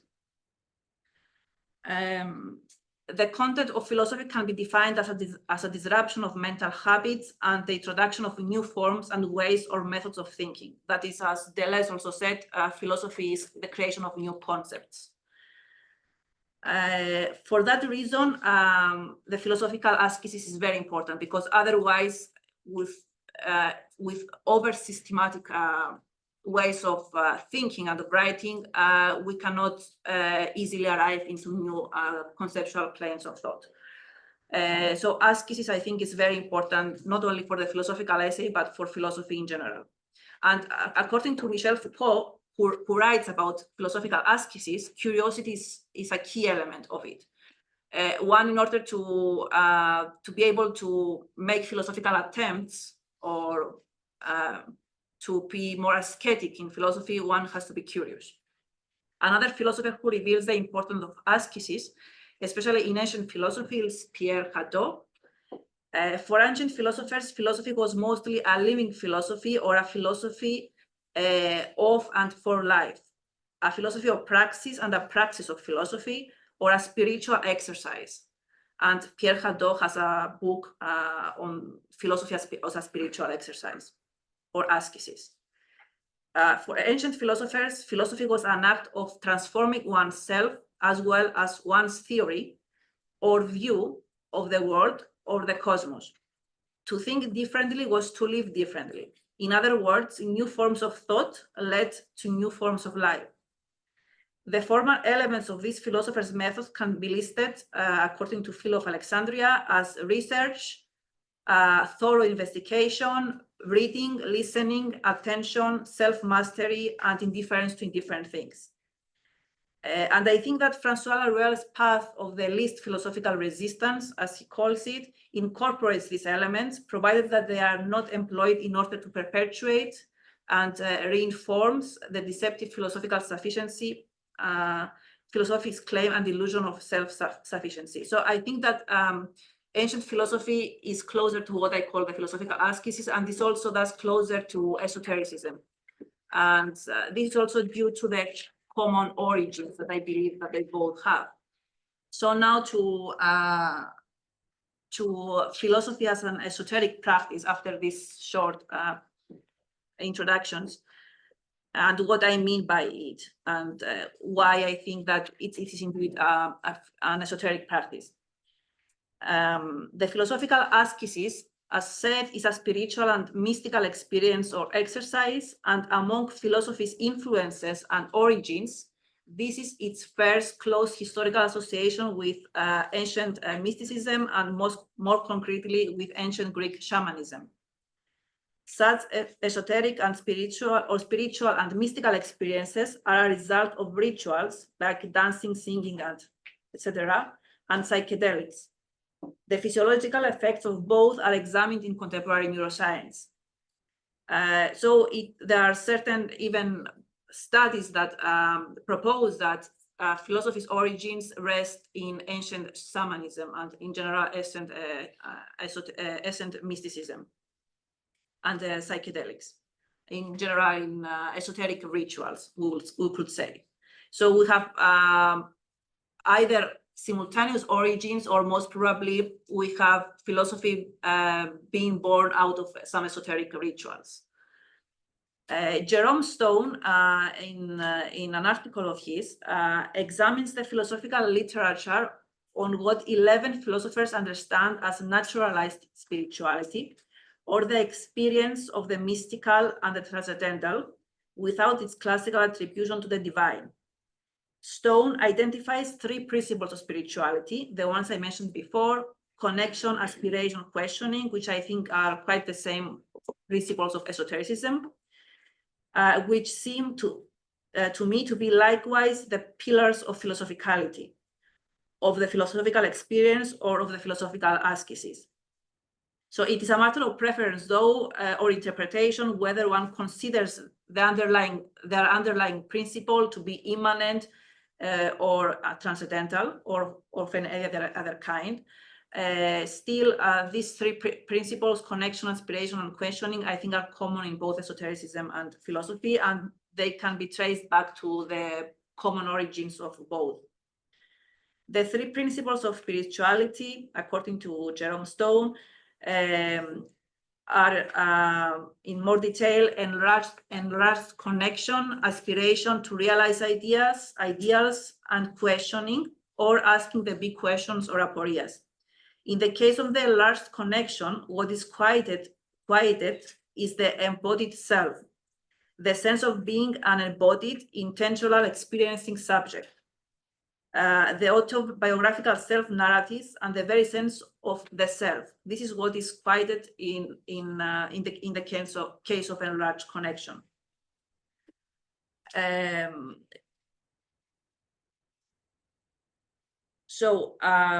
We see how connection is more directly witnessed in esotericism, but in the case of philosophy is more indirect. But we still see that philosophy is also concerned about what is the self. So in a way, it's also concerned about enlarged connection. Thus, all of these principles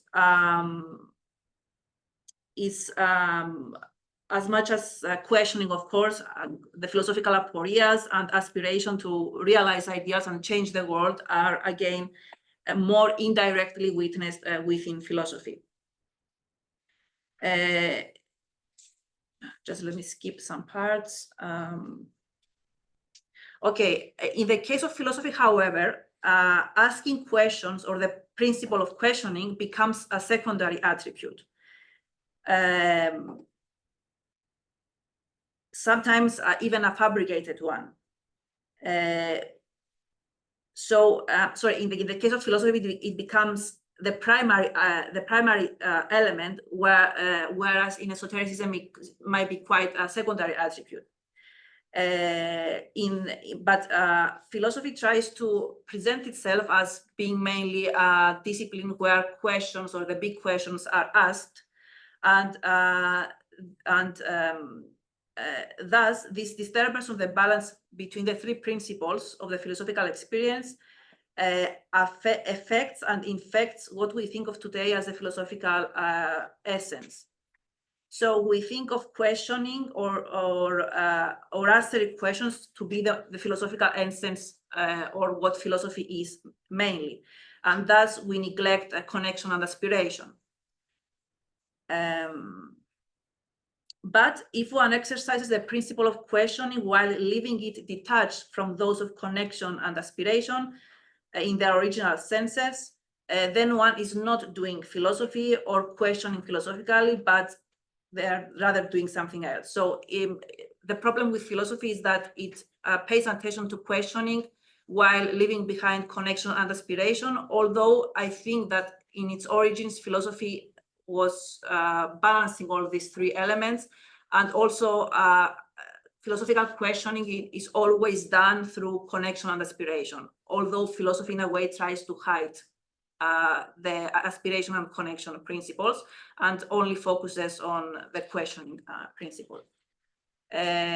So it presents itself as mainly a more rational discourse or discipline where we question things and we answer them, especially the answering part, and it neglects the other two elements.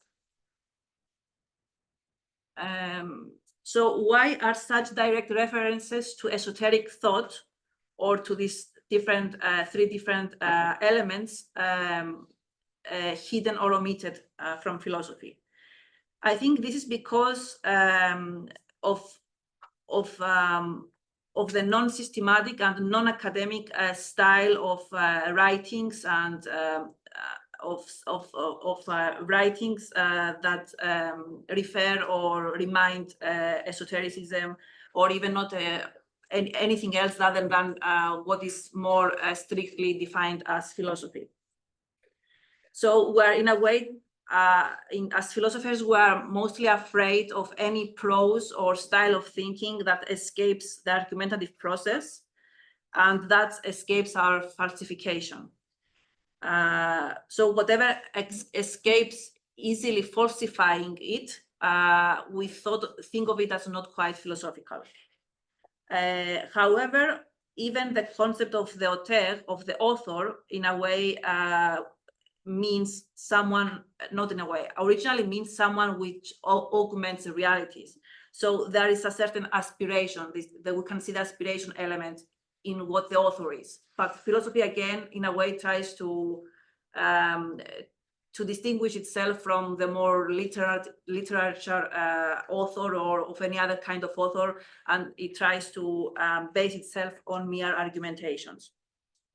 Okay, so my main point here is that although the three elements of connection, inspiration, and questioning are both present in esotericism and philosophy, and this is what makes philosophy an esoteric practice, philosophy, in a way, conceals the two elements of aspiration and connection, and it only focuses itself on questioning. Although this makes it, as I said in the beginning, poor philosophy, like a poor philosophy, or a philosophy which cannot go much further than where it is, because questioning involves and is interconnected with the other two elements of aspiration and connection. So by negating them, one cannot really engage into philosophical aporias or answer them. Thus, we should be able to reclaim the philosophical practice as a practice based on these three elements, and thus as an esoteric practice in this sense. But I want to conclude with a kind of optimistic note on how philosophy and esotericism are able to be brought together. And I think that there is ground now for this to happen, because we have now various different fields within humanities that have started to become interested in notions and concepts that are more friendly to intuition, or to shamanism, or to the environment, to other species and other forms of life. We already also have a revival of shamanism, psychedelic studies, and many different areas within what we call post-humanities, mainly. And also we have an interest in what is called ego dissolution, that is of what can be experienced as a diffusion of the world within the self, etc., etc. So all these practices have a revival, and they are more or less embraced in different areas, such as post-humanities, post-humanism, environmental philosophy, etc., queer theory, gender studies, and all these areas. And thus, all these different turns within the humanities, as well as a general turn towards a more serious and academic study of esotericism. So both these trends, both the study of esotericism and the turn within humanities, I think will bring philosophy and esotericism still closer together, and will elucidate and reconceptualize philosophical practice in more creative directions, bringing it closer to what philosophy used to be and what it has the potential to be, which is what I try to depict as the philosophical ascesis being an esoteric practice. So I think that given these two new trends of the study of esotericism on the one hand, and the new areas that appear within humanities, I think that there is now fertile ground for philosophy to re-become, because I think it was like that in its origins, a more creative force and a more it will become, let's say, what it was conceived to be in ancient times, which was philosophical ascesis, and which in continuation, I expanded to mean also philosophical ascesis. I expanded it to mean also an esoteric ascesis. So I hope I made myself clear. Thank you for listening to me.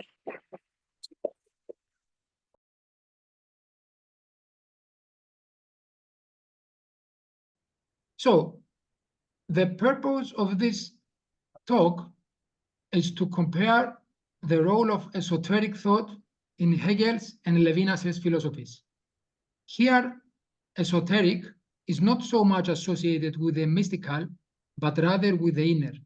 The particular aim addresses the question, is thought necessarily tied to some kind of interiority? Based on Hegel's phenomenology of common sense and Levinas's divine command ethics, I argue that not every discourse is a relation with interiority, but examining the notion of esotericism through a phenomenological perspective.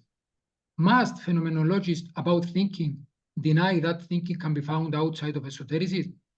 In this talk, I defend a negative answer to this question by exploring the notion of esoteric thought as it is unpacked by Friedrich Hegel and Emanuel Levinas. I argue against a prima facie plausible consideration in support of a positive answer that thinking or thinking of thinking can be found outside of esotericism. The purpose of this study is therefore to reconsider the notion of esotericism philosophically through the works of Hegel and Levinas. In order to clarify, set forth the main argument of this study, esotericism needs to be explicitly defined. To define the notion of esotericism, I borrow Magin's view that esotericism, open quote, has tended to arise within the context of a religious tradition as a kind of the inner meaning of the religion, especially in the case of Jewish, Christian, and Islamic tradition, as a hidden intellectual spirituality, end quote. Philosophically speaking, esoteric thought refers to inner methods of any sort, including ones that are skeptical, ontological, atheistic, and materialistic. Concerning the relationship between philosophy and esotericism, Leo Strauss has provided a fruitful discussion. As Drury correctly puts it, Strauss was the first philosopher to integrate esotericism with philosophy by saying that, open quote, the hypothesis that philosophy must remain hidden does not mean that it ought not to play a significant role in public life, which means to avoid or marginalize exotericism.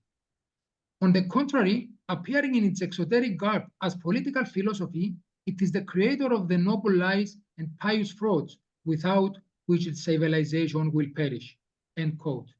Esotericism, philosophically speaking, is particularly accompanied by the limits of conceptual or non-conceptual language.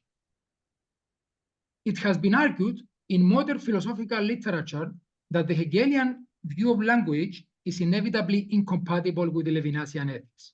Hegel's strict position in the logic does not allow any space of affinities with Levinas's ethical metaphysics of exterior thinking. The logic seems to play a foundational role in the system, if by this words just means that being has a logical categorical dimension. Thus, in his logic, Hegel insists on creating a system that gives priority to interiority and esotericism within an ontological framework, while arguing that metaphysical intuition has nothing to do with speculative idealism. At first glance, according to the above traditional orthodox view, Hegel, as a logician and as a phenomenologist, condemns that esoteric thought is fully self-critical, meriting an immanent deduction as a presuppositionless condition of thought.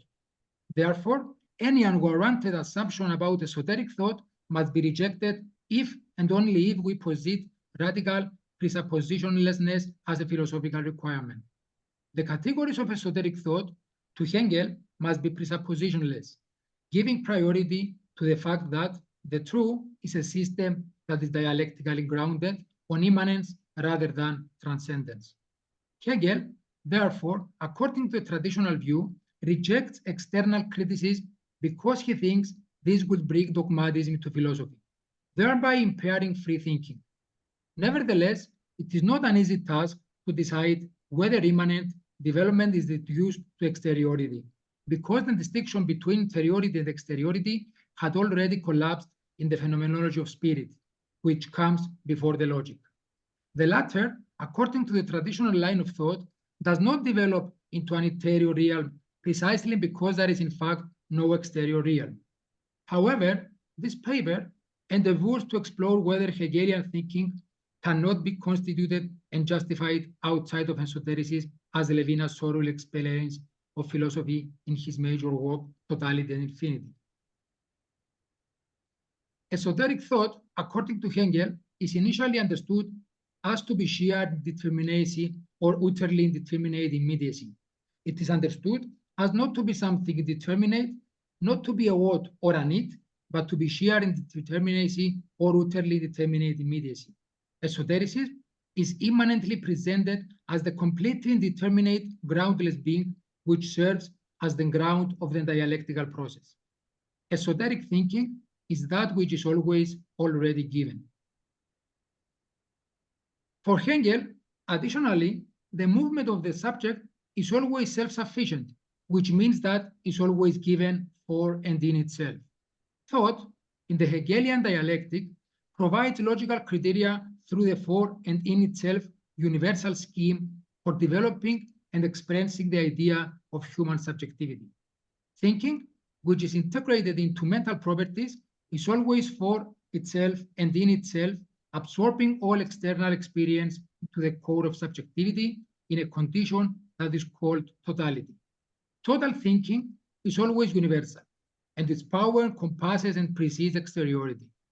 The subject's esotericism, that is self-consciousness, is always the foremost criterion of human beings' existence and the turning point to understand the first principle of ontology. For Levinas, to the contrary, the esoteric is shaped by transcendence, presented in the other than me, that is, the other person. In other words, Levinas contends that exteriority precedes and gives meaning to esoteric thought through radical alterity. While for Hegel, esoteric thinking is that which is always already given, for Levinas, it's exactly the opposite. It is the exteriority that precedes and gives meaning to esoteric thought. Early Levinas criticizes Hegel's view of the esoteric as unchanging, applicable only to what is given in sensuous experience and therefore devoid of any relevance to human relationships. However, this talk will hopefully shed some additional light on the underlying affinity between Hegel's and Levinas' notions of esotericism, arguing that not every discourse is a relation with interiority. In contrast to Hegel, Levinas gives priority to the transcendence and alterity of thought rather than to immanent deduction, by claiming that esotericism does not have a merely metaphysical definition in a Kantian sense. For instance, open quote, according to Kant, the body of synthetic a priori principles that constitute knowledge by pure reason, end quote. Levinas, in his work Totality and Infinity, criticizes Hegel's immanent deduction as an inadequate dialectic of esoteric thought, as it is unable to produce an alteration in its own categories, insisting that those categories are deemed to be applicable only to what is given in sensuous experience, and not to things in themselves, nor to other human beings. Similarly, as Levinas puts it, open quote, the relation with the other as a relation with his transcendence puts into question the brutal spontaneity of one's immanent destiny, end quote. For Levinas, the question of esotericism is the question of being together in language, that is, of facing the other through ethical language. The transcendent in the human other is in which is different from the ontological line of thought, where language would consist in suppressing and absorbing the other into the same.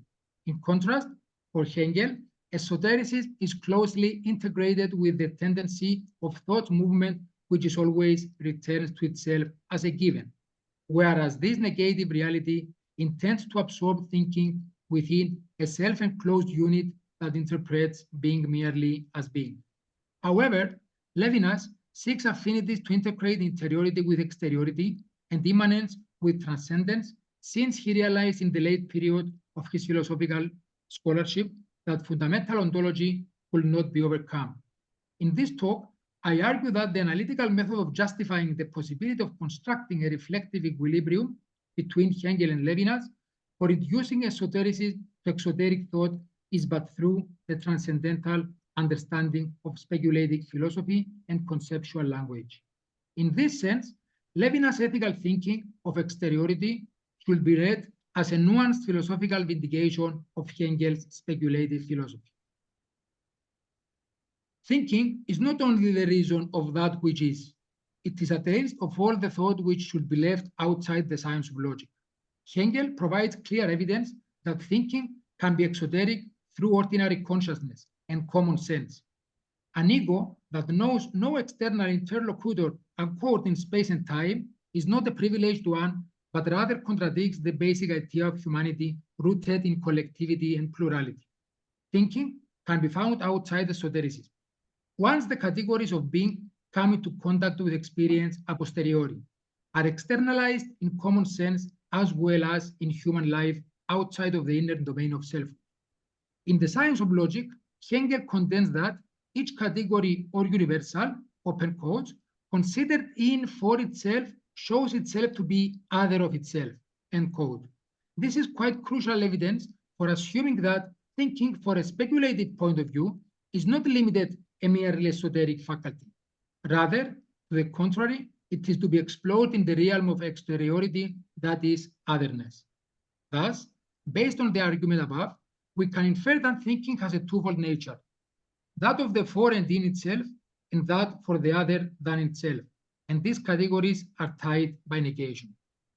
Thus, according to Hegel's speculative philosophy, only together can the two, the for and in itself, and the other than itself, realize the truth both esoterically and exoterically. In parallel, there is other evidence pointing to the exteriority of thinking, that is the concreteness of the concept of thinking. Due to the fact that thinking is able, open quote, to create a concept about things, this concept, along with its most unmediated forms, the judgment and the syllogism, cannot consist of determinations or of relations that will be alien and exterior to things, end quote. As mentioned above, speculative idealism, according to Hegel, plays a decisive and fundamental role in the process of reducing exteriority to interiority. But the question remains, can thinking be constituted and justified outside of esotericism? And if so, does it depend on a philosophical or an ordinary consciousness? In order to answer this question, we need to integrate exoteric thought with common sense and this ordinary outlook on consciousness. In the phenomenology of spirit, Hegel provides clear evidence that thinking can be exoteric through ordinary consciousness and common sense, even though speculative philosophy per se allies with a philosophical notion of consciousness and thus rejects such an approach. Hegel, by criticizing common sense as a worldview, obviously does not intend to reject it completely as rotten theory, yet to vindicate it as the only way to justify exoteric thought. The clear giveaway is that Hegel stresses how the wise path to knowledge and spiritual thinking is paved only by inner philosophical reasoning and speculative consciousness, while ordinary consciousness and common sense are inadequate methods which have been responsible for the downfall of ancient metaphysics. He goes as far as to suggest that common sense as a non-philosophical ground fits only uneducated, simple-minded individuals. On the flip side, Hegel intends to show that the opposition between the common sense understanding of consciousness and the philosophical understanding does not simply replace ordinary consciousness. On the contrary, Paul Giladi correctly puts it, open quote, ordinary consciousness is sublated in order to show how common sense and its determinate negation dialectically interrelated, end quote. And that the result of arriving at a speculative understanding of the mind-world relation is a harmonious relationship between common sense and speculative philosophy, by virtue of the critical grounds provided by the latter for the commitments of common sense realism that are implicit in ordinary consciousness. To develop a philosophical argument that strives to reconcile two extremely different philosophical traditions is not an easy task. On the one hand, Hegelian language, even if it sometimes contains theological and/or speculative hints of the human condition, does not allow us to escape from the logical presuppositions of developing a strictly philosophical system. Interiority is a must for Hegel's ontological criteria to talk about thinking and to explain the a priori universal condition of Hegel's ontological criteria. For instance, Hegel contends that the human mind contains a large part of the spiritual intelligibility derived from the absolute spirit. Thus, we can infer that if the human mind has divine origins, then human language is also divine and is the mediator of the spirit within human communication and history. What I'm trying to say is that for Hegel, divine language has a crucial interconnectedness with human language. The synthesis of language as part of how to understand the notion of the self and its relation to the spirit is a necessary condition to define thinking or thinking of thinking. Levinas' view, though not far from the above considerations, regarding divine human interrelation incorporates transcendental divine command ethics, which is quite crucial to make comprehensible the effort to build a reflective equilibrium between Hegel and Levinas. Hegel's and Levinas' philosophical positions would also converge in that thought is transferred from interiority to exteriority through passivity, even though they use different philosophical methods to produce their claim regarding this issue. Hegel proceeds logically and Levinas ethically. Hegel defends a passive willingness to let go of our cherished certainties, assumptions, and prejudices, and he encourages a willingness to let out thinking be guided and determined by what is immanent in the matter at hand, and to get rid passively of all of one's own reflections and opinions. Hence, to this extent, philosophizing is viewed as wholly passive. Levinas also defends the notion of passivity, but from a different perspective. He explored his thesis in terms of an ethical and transcendental framework rather than consider it from a logical standpoint. Levinas contends that before anything else, thinking or thinking of thinking ourselves is primordially passive due to its external responsibility. For Levinas, in contrast to Hegel, passivity is not directly thematizable. For Levinas, passivity is prior to any representable objectification and manifestation of being. And as Bettina Berko correctly puts it, Levinas, open quotes, Levinas' goal is to evince the phenomenological priority of passivity before it is set into dualism of interiority, exteriority, man and things, end quote. The other in the same is undergone passively before it represented as an ethical and in some cases aesthetic phenomenon. Yet, the quality of this radical passivity must be approached philosophically in the light of the intersubjective and value sources of what unfolds as ethical life, and thus as an anarchic principle of hope and love. Martin Heidegger, who himself had been influenced by Hegel and who influenced in his turn Levinas, pays particular attention to esotericism, and he is a valuable paradigm for this discussion. He thus provides an invaluable remark on how both philosophical and ordinary consciousness affect thinking as conceived outside of esotericism. That is, in common sense and daily life, with an understanding powered by relationalism. As Heidegger points out, open quote, philosophy on the other hand has its accomplishment not an objectification of being, but rather a world in which one can live. Philosophy therefore occurs in and for life, end quote. Heidegger clarifies that ordinary consciousness, common sense, and relationalism are sufficient conditions to justify that thinking can also be found outside of esotericism. If we assume that founding science and ontology merit philosophical consciousness, that is esotericism, and have as their accomplishment an objectification of beings or of the being of beings, respectively. In contrast, the science activity possessing a word is the relational sense of the expression of life, which is an implication of common sense for ordinary consciousness. This Heideggerian process of reducing exteriority to interiority helps us to indicate the stakes of the Hegel-Levinas issue on esotericism. To conclude, Hegel's skepticism and criticism about thinking has no intention of rejecting exoteric thought as it should be read as a nuanced philosophical vindication of exoteric thought in all its facets. Intuition and matter are elements of being in the world which makes Hengel's account of being not completely esoteric. So while Hengel's system begins esoterically, in a sense, it becomes exoteric in the process. For Hegel, therefore, thinking or being thought is both esoteric and exoteric. The experience and the perception of otherness, which cannot be absorbed by esotericism, is in Levinas' view the basic idea of thinking. As Levinas refers, the relationship with exteriority is prior to the act that would affect it. To my mind, Hegel is not an esoteric philosopher, if by this one means that for Hegel being is only reducible to thought. Indeed, Hegel were an esotericist, there need not be a distinction between logic and the other two main branches of philosophy, and logic will be the only necessary philosophical investigation. I have here defended the view that the question of whether Hegel is an esotericist can only be treated properly by taking into consideration the relation between the three parts of his philosophical system. In phenomenology, Hegel raises a question of how philosophy should begin its acquisition, and he examines in detail the exoteric thesis that philosophy must begin with something given to consciousness. However, he then concludes that this line of thought is untenable, and then what remains is that philosophy must begin without the given, from what Hegel called thought. This should not be taken to mean that being collapses into thought. It only means that the inquiry into being must begin from thought. Philosophy of nature and philosophy of spirit expound on thought as being combined with intuition, thereby accessing its schematization.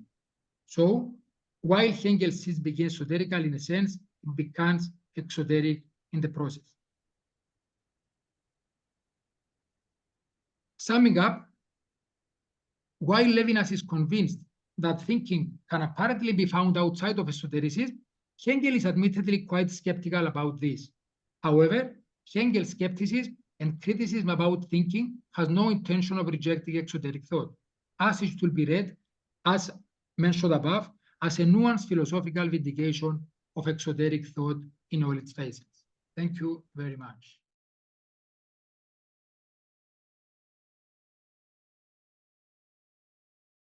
So, hi, my name is Eric. I'm from the University of Erfurt. I'm doing research here in the Faculty of Catholic Theology. And my presentation today is about Gnosis, Gnosticism, and the essence of Western philosophy. I put Western in parentheses because really I think it's about the essence of philosophy as such.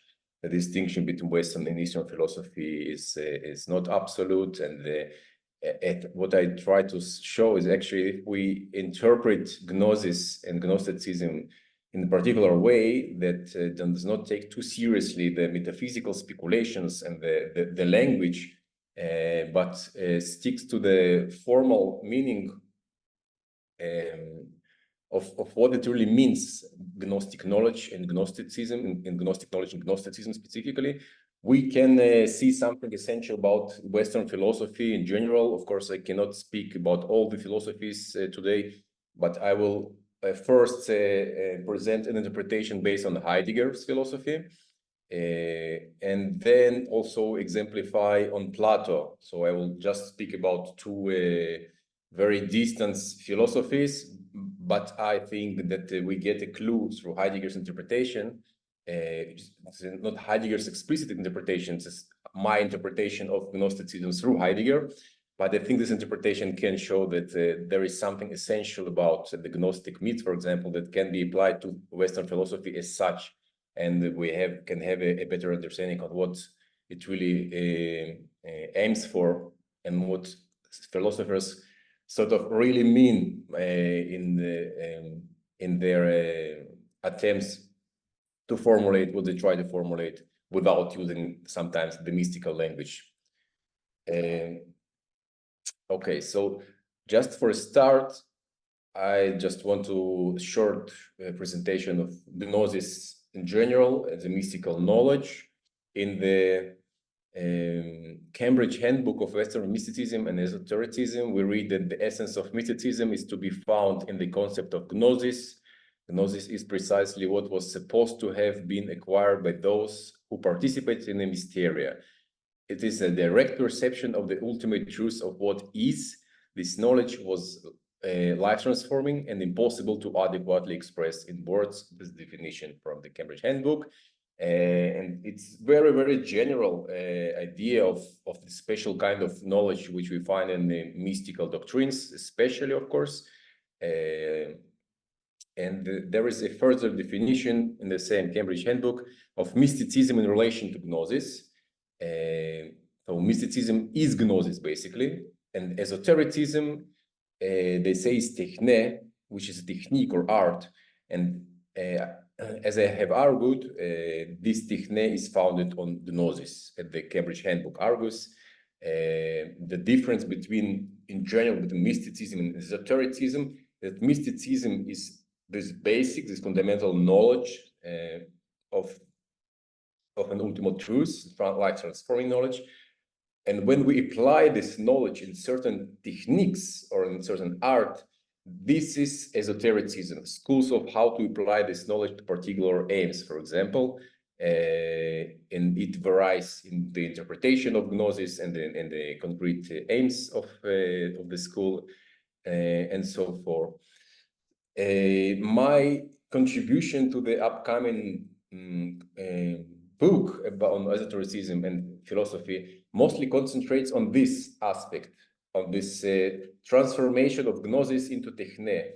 And I lean largely there on the Heidegger's idea of technology as a sort of technologization of our understanding, of self-understanding. And I speak there about the possibility to see when esotericism stops being really mystical, stops being fully reliant on the specifically mystical knowledge, on gnosis, in the sense that it still pursues the aim which is inseparable from this knowledge. So mysticism, I argue there, has a specific aim. It's not just knowledge about anything, of course, and not just transformation in anything. It's a very specific transformation and had its very specific aim.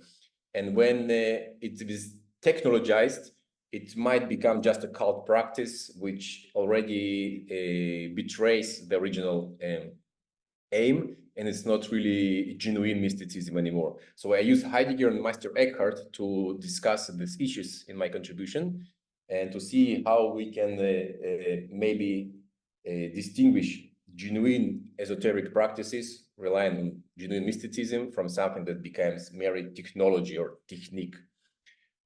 This is not what we're going to do today, but we will still talk about Heidegger for some time. First thing, we can see already that, let's see the summary of these definitions of gnosis. So the main features of gnosis, of this Gnostic knowledge, is first of all, it's direct, immediate, and the non-representational knowledge. And so we can think that some philosophers in the West maybe claim that there is such a knowledge, others do not. So my thesis that gnosis underlies philosophy in general seems dubious at this stage. Knowledge is also of ultimate truth in gnosis. So once again, some philosophers do not say they seek ultimate truth today, but some, for example, like Hegel, of course, meant to or try to argue for finding an ultimate truth. But it's, of course, would be not self-evident whether someone like Hegel can speak about an immediate non-representational knowledge. And in one sense, this knowledge is also transforming, because gnosis is life-transforming knowledge. Once again, certain philosophers maybe saying that we can know certain things, and these things will affect how we act, how we behave, how we understand things. But mostly it will be theoretical knowledge, and there's something that we have to take into account in our considerations about how we interpret reality. It won't be transformative knowledge in the sense that gnosis is. So gnosis is something direct, the ultimate truths that transform you in sort of immediate contact with the truth, and not just some knowledge about truth, something that you need to explicitly try to calculate or consider in your mind. Just a second. Okay, but this is very general definition of gnosis, of course, and foremost, I think that when we move to Gnosticism, it will help us to get a more a less broad and more precise definition of gnosis. And I put here a picture of who is old enough knows it is from the movie Matrix. And I think this metaphor of Matrix movie can help sometimes clarify certain ideas about Gnostic knowledge, Gnosticism. So the main characteristics of the Gnostic myth are foremost that the experienceable, sensible world is not the ultimate reality and is evil. So there is a variety of Gnostic myths, of course, but in general, all of them agree and try to say that the world, how we experience it, the sensible world, it's not the ultimate reality, and we're sort of trapped in here, and it's evil. You can't really, from this world, learn something that will be ultimately valuable or divine. So for those who saw the movie Matrix, of course, it's familiar. People there are trapped in sort of an illusionary world, which they cannot live and which is not beneficial for them. Human soul in the Gnostic myths does not belong to this world, but rather to the ultimate transcendent domain of an otherworldly God. As I said, the experiential world is sort of an illusion, a matrix, a prison for us, and we do not really belong here. Our origin comes from somewhere else. And it's the domain of the otherworldly God, they say. So even if we find some God here in our sensible world, a creator, for example, many Gnostic myths are very critical about the Jewish creator, basically. Some of this is before Christianity, some of it is simultaneous to Christianity. But this creator God is problematic for them because he really belongs to this world. He's, so to say, the creator of the Matrix. So also like in the movie, the Matrix, the creator of the Matrix is sort of super machine, which of course is godlike for this world, but it's not really the ultimate God. It's not the reality to which human beings belong and should return. So the next point is that Gnosis in these myths is foremost the sort of knowledge that reveals one's non-belongingness to this world, and in a more mystical and ontologically transformative sense, it is the realization of one's true nature that propels one outside of this world and into the ultimate reality of God. So Gnosis here is a specific knowledge foremost to a realization at the beginning, to begin with, that I do not belong to this world, that this world is somehow illusionary and evil, the world of which I live, a sensible world, experienceable world, and that there is no real divinity in it, that my soul does not belong here. And this first realization is already sort of gnosis, sort of a knowledge which is transformative in the way I perceive myself and the world. But there is a more profound sense, of course, also to a sort of knowledge that not just allows me a new perception of what this world is really about, but really takes me outside of it, propels me outside of this world. So my being within this illusionary world depends largely on my ignorance in this specific Gnostic sense, sort of a ignorance that if it is eliminated or illuminated, I would gain a sort of direct knowledge that would transform me and take me outside of this illusionary world. So we can say that the Gnostic myth concretized the meaning of Gnostic knowledge by clarifying what is there to know really and why it is at all important to know. Because if we just like in the previous screen speak about Gnostic knowledge is something immediate, transformative, of something that gives us the knowledge of the ultimate truth, it's very, very broad definition, and it's unclear what is there really to know. Why is it so important to know? And within the Gnostic myth, it is quite clear.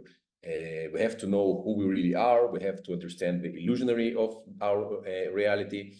And it's crucial for us to become who we really are, to return to our source, to where we belong, to the divine realm for which we are meant. we need this Gnostic knowledge, gnosis. So it's a very, very specific interpretation, very concrete and a very practical interpretation of gnosis and large. But at this stage, it might seem that it is quite different from any philosophy, Western philosophy, which is not itself relying on mysticism, or which is not some mystical Christian philosophy, or maybe like Eckhart's philosophy, which is also a theology. But where do we really find in Western philosophy this idea of being entirely trapped in some illusionary world and requiring knowledge to live it? Well, a simple example is, of course, Plato's cave. Yes, and we will return to Plato soon. But foremost, we need to offer an interpretation of this, of what does it mean that the world is illusionary? In what sense do we not belong here? Why is it evil? And what is there beyond maybe this illusionary world? In what sense there is a beyond?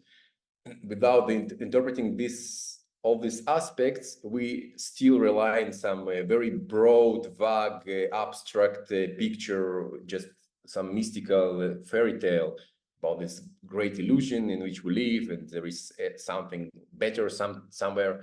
So we need a more particular interpretation, ontological interpretation, of course, because in ontology we speak about the being of beings, of what the world is, how it is. It's a way of existence and our own way of existence.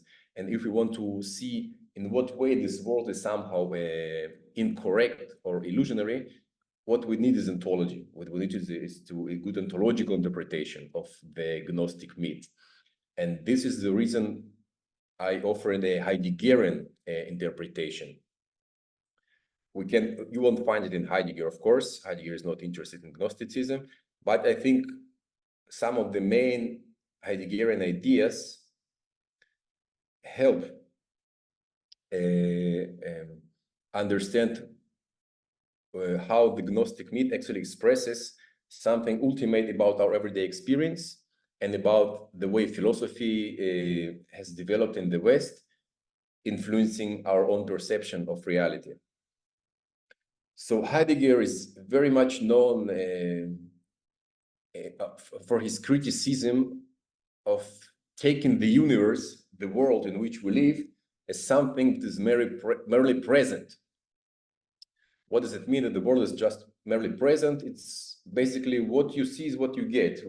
The world is just hanging out there as it is, fully positive and given to our interpretation, our manipulation, and Heidegger gets thus to his view on technology as manipulation of the world, because this is what the world is, just something that's fully present in front of us, and we can basically do whatever we want with it. The problem is not that we should want to do something else with it or not want to do something else, but with the very idea that it is all available to us. So Heidegger criticizes the Greek interpretation of being as sheer presence. The universe, he says, is not merely what shows itself for consciousness and representation or senses. However, it does not have any hidden entities. Such entities would still be something present. That's an important thing to understand. So when Heidegger said the world is not all entirely present, he does not mean there are some hidden entities, maybe souls or some gods or something that is hidden and living in different dimension and different reality. We just can't see it.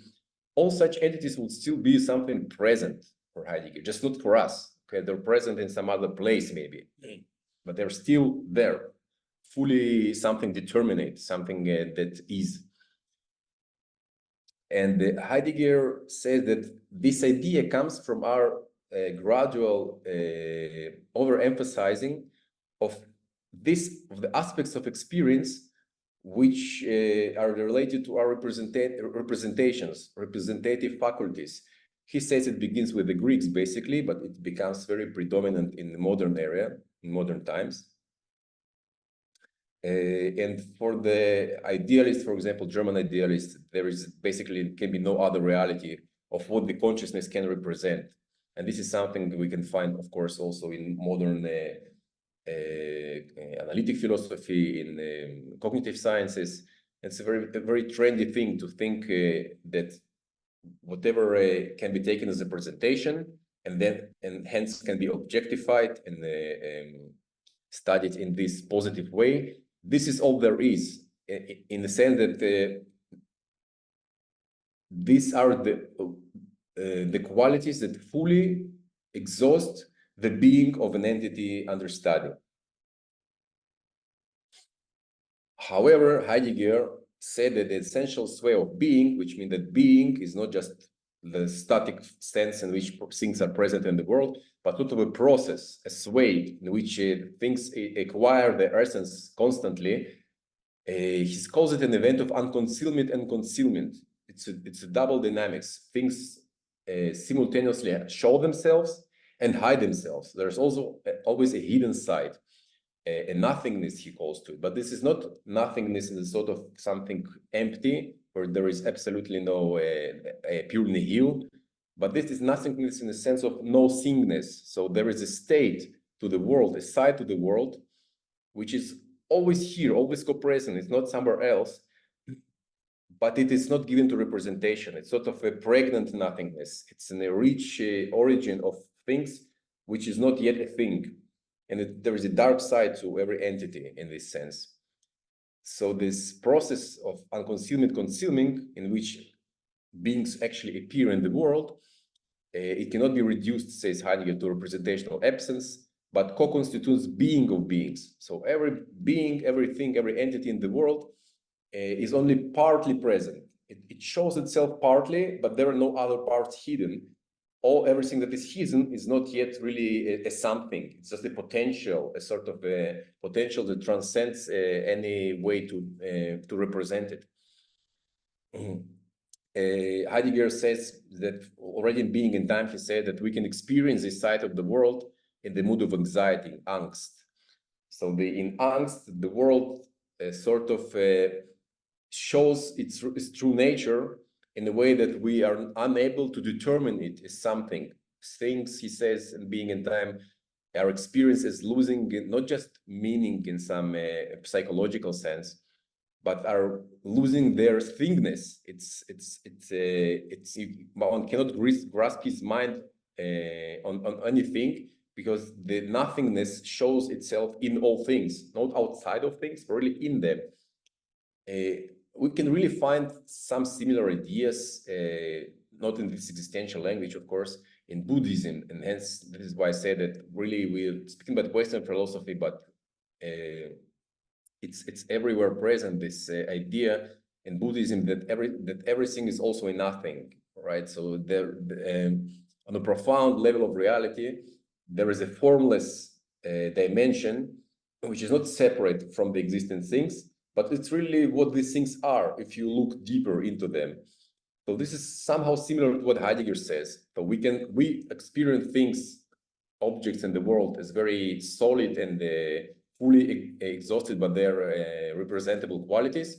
But if we could really be authentic in our experience and not to reify things automatically, we would pay attention, and we would notice that the world is not that stable, it's not that present, and it has this ambiguous side which we can't really take our hold on.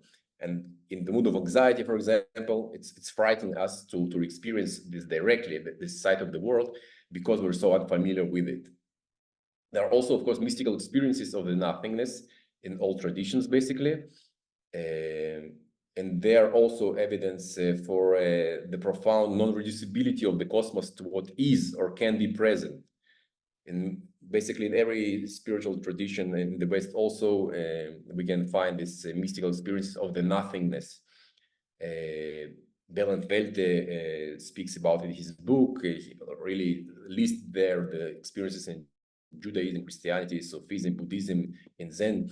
And this is also a sort of a clue that there is a kind of experience that can reveal the non-representable in the world, this hidden side pregnant with wonderful meanings which are not imaginable for calculative reasoning.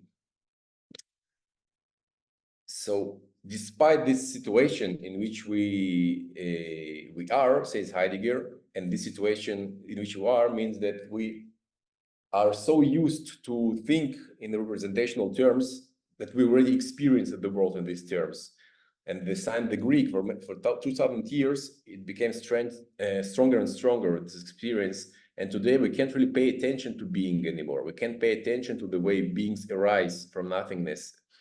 But there is still a way to reconnect to this experience, to pay attention to being or to the nothingness.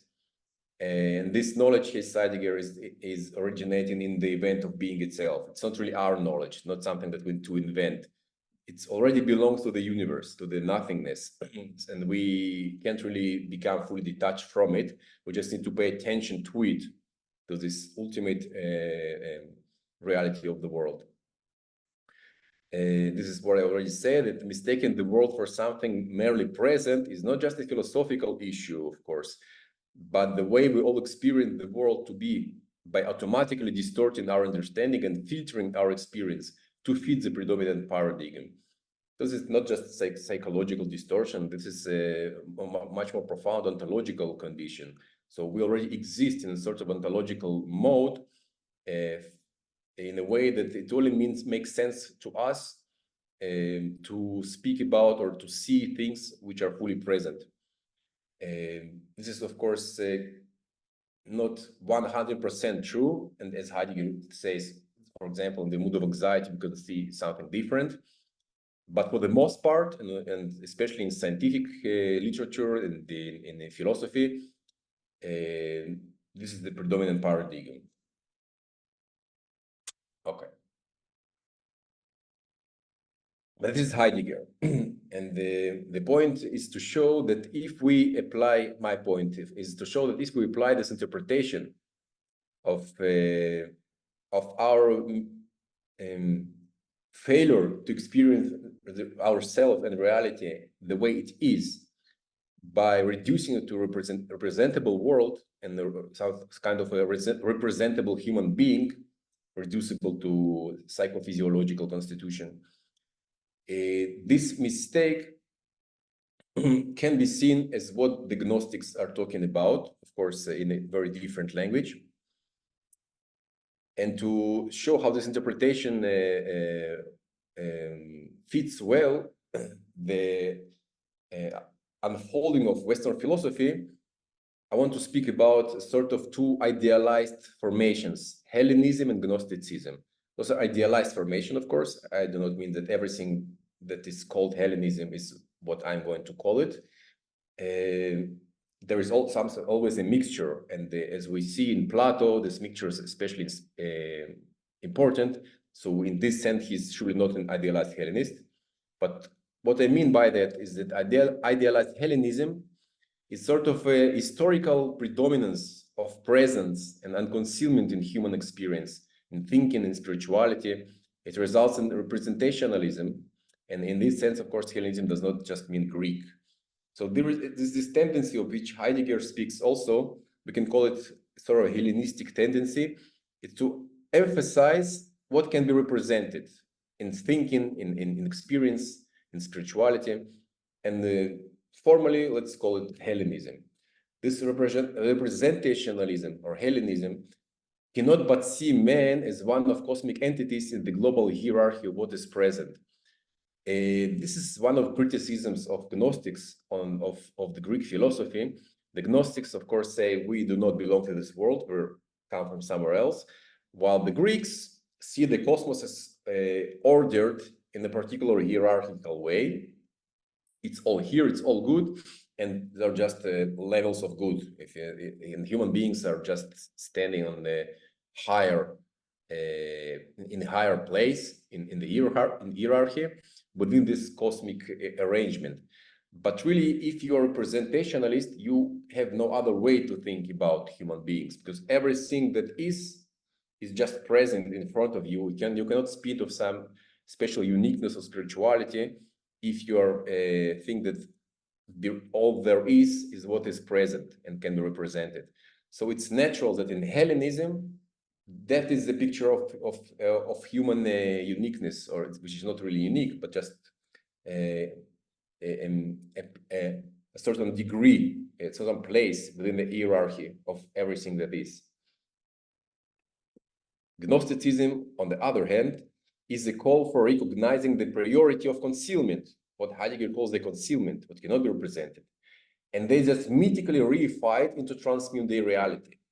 So the way of Gnosticism to speak of this, of the present aspect of reality and the non-present aspect of the same reality is to separate the two metaphorically and to reify the non-present reality, the nothingness, into some sort of transmundane reality, something that lies beyond, out there, something that we do not reach and cannot reach. But really, we can see the Gnosticism as a sort of intrinsic tendency, a call which we all have in us, because we really belong to the profound reality, which includes the nothingness, the concealment, and it sort of rejects absolute representationalism and what they call Hellenism. And so it tries to find its way to wake us up to say, no, the world is not just what can be represented. There is this also concealment, and it's really prior, because concealment is like this original nothingness from which everything all the time creatively appears. This is how it is understood in Heidegger also. And this unconcealed or present world, the representable world, is not akin to the concealed transmundane origin. The concealed cannot be known in this present positive world of beings. So this fits Gnostic idea that we can't, by studying what is representable, by studying entities in their objective sense of being fully present in showing us their qualities, by studying this, we cannot really get to the origin, to the original truth. And this is something that that Heidegger helps us also to understand. It doesn't mean that there are some other qualities hidden that need to be found, but that there is a mode of experiencing which can get in touch with the concealed side of the world. And this is not something that we can do by thinking our way to it representationally, for example. So Gnosticism really is a metaphor here. It's a display between the concealed world, concealed side of the world, and the unconcealed side, presentable side. That interplay has to be brought to balance. And some the traditional Western tendency is Hellenism, is in emphasizing the presentable positive side. There must be a different tendency which tries to harmonize it and to emphasize the concealment, the nothingness. But the only way they can speak about it, of course, because they did not have Heidegger, is to speak about it mythically as some other reality, somewhere else.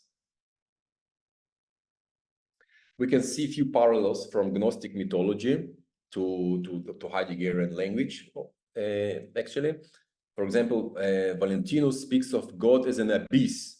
This is, of course, always something that Heidegger will speak a lot about, this real nature of being as an abyss, because it cannot be reduced to any rule, to any positive structure, but it's really this creative abyss from which structure arises in their temporality.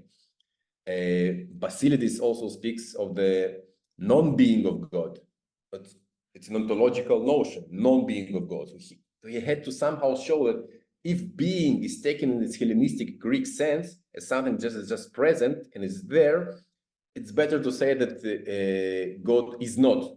That is not that he's entirely unexisting, but he's existing in a non-being way. So this is, through Heidegger, it is clearly thing as as indicating this sort of being of God, which cannot be reduced to presence or to something presentable, but entails nothingness as its essential primordial element. Also, on the Hellenistic side, the demiurge's pride, which it's criticized by the Gnostics, that the demiurge is the creator of the world, the God as a creator, has his pride, and he criticizes pride because he does not really know his origin, and his origin is some other, more divine God outside of the created world. It can be compared to the Hellenistic pride of virtue and autonomy. So basically, it's not some metaphysical issue in this sense of two gods in a comparison to each other, but it's just the tendency of Hellenistic philosophy to be pride of virtue and autonomy. What does it mean? It's self-sufficiency of what is present. So if I can be proud of my virtues, it means that I have control, but I can only have control over what is present. So I can see my psychological qualities, maybe my body, and I can have control over it and be proud that I'm so ethical. So this is this voluntaristic account that we can be voluntaristic element that can be found in the Hellenistic and Greek philosophy is something that is actually under criticism when the Gnostics speak about the demiurge's pride, that he is self-sufficient. In another myth, there is a character, this metaphysical character named Sophia, and her hubris of attempting, speak about her hubris of attempting to know the Father, which we can see is really a self-sufficiency of representational knowledge, that they can just know things, they can just know the Father. Let's do research, yes, right, and find the Father, find what is hiding itself in the world. And also the hubris of creating out of herself. She's trying to create out of herself without the reliance on something outside of her. So this is really an image of representational autonomy, which leads, as Heidegger says, to technology. This self-reliance, just the world is something representable, we can create out of itself, and we can know the Father, so to say, just by studying what is present. So this element of modern technological view, they begin developing in certain elements of Hellenistic world in Greek philosophy. And we can see the Gnostic myth opposing it. So we don't have to really see it as some fight of myths of two metaphysical stories, but really the struggle between two tendencies within human existence. One, to go toward what is representable and hence rely on some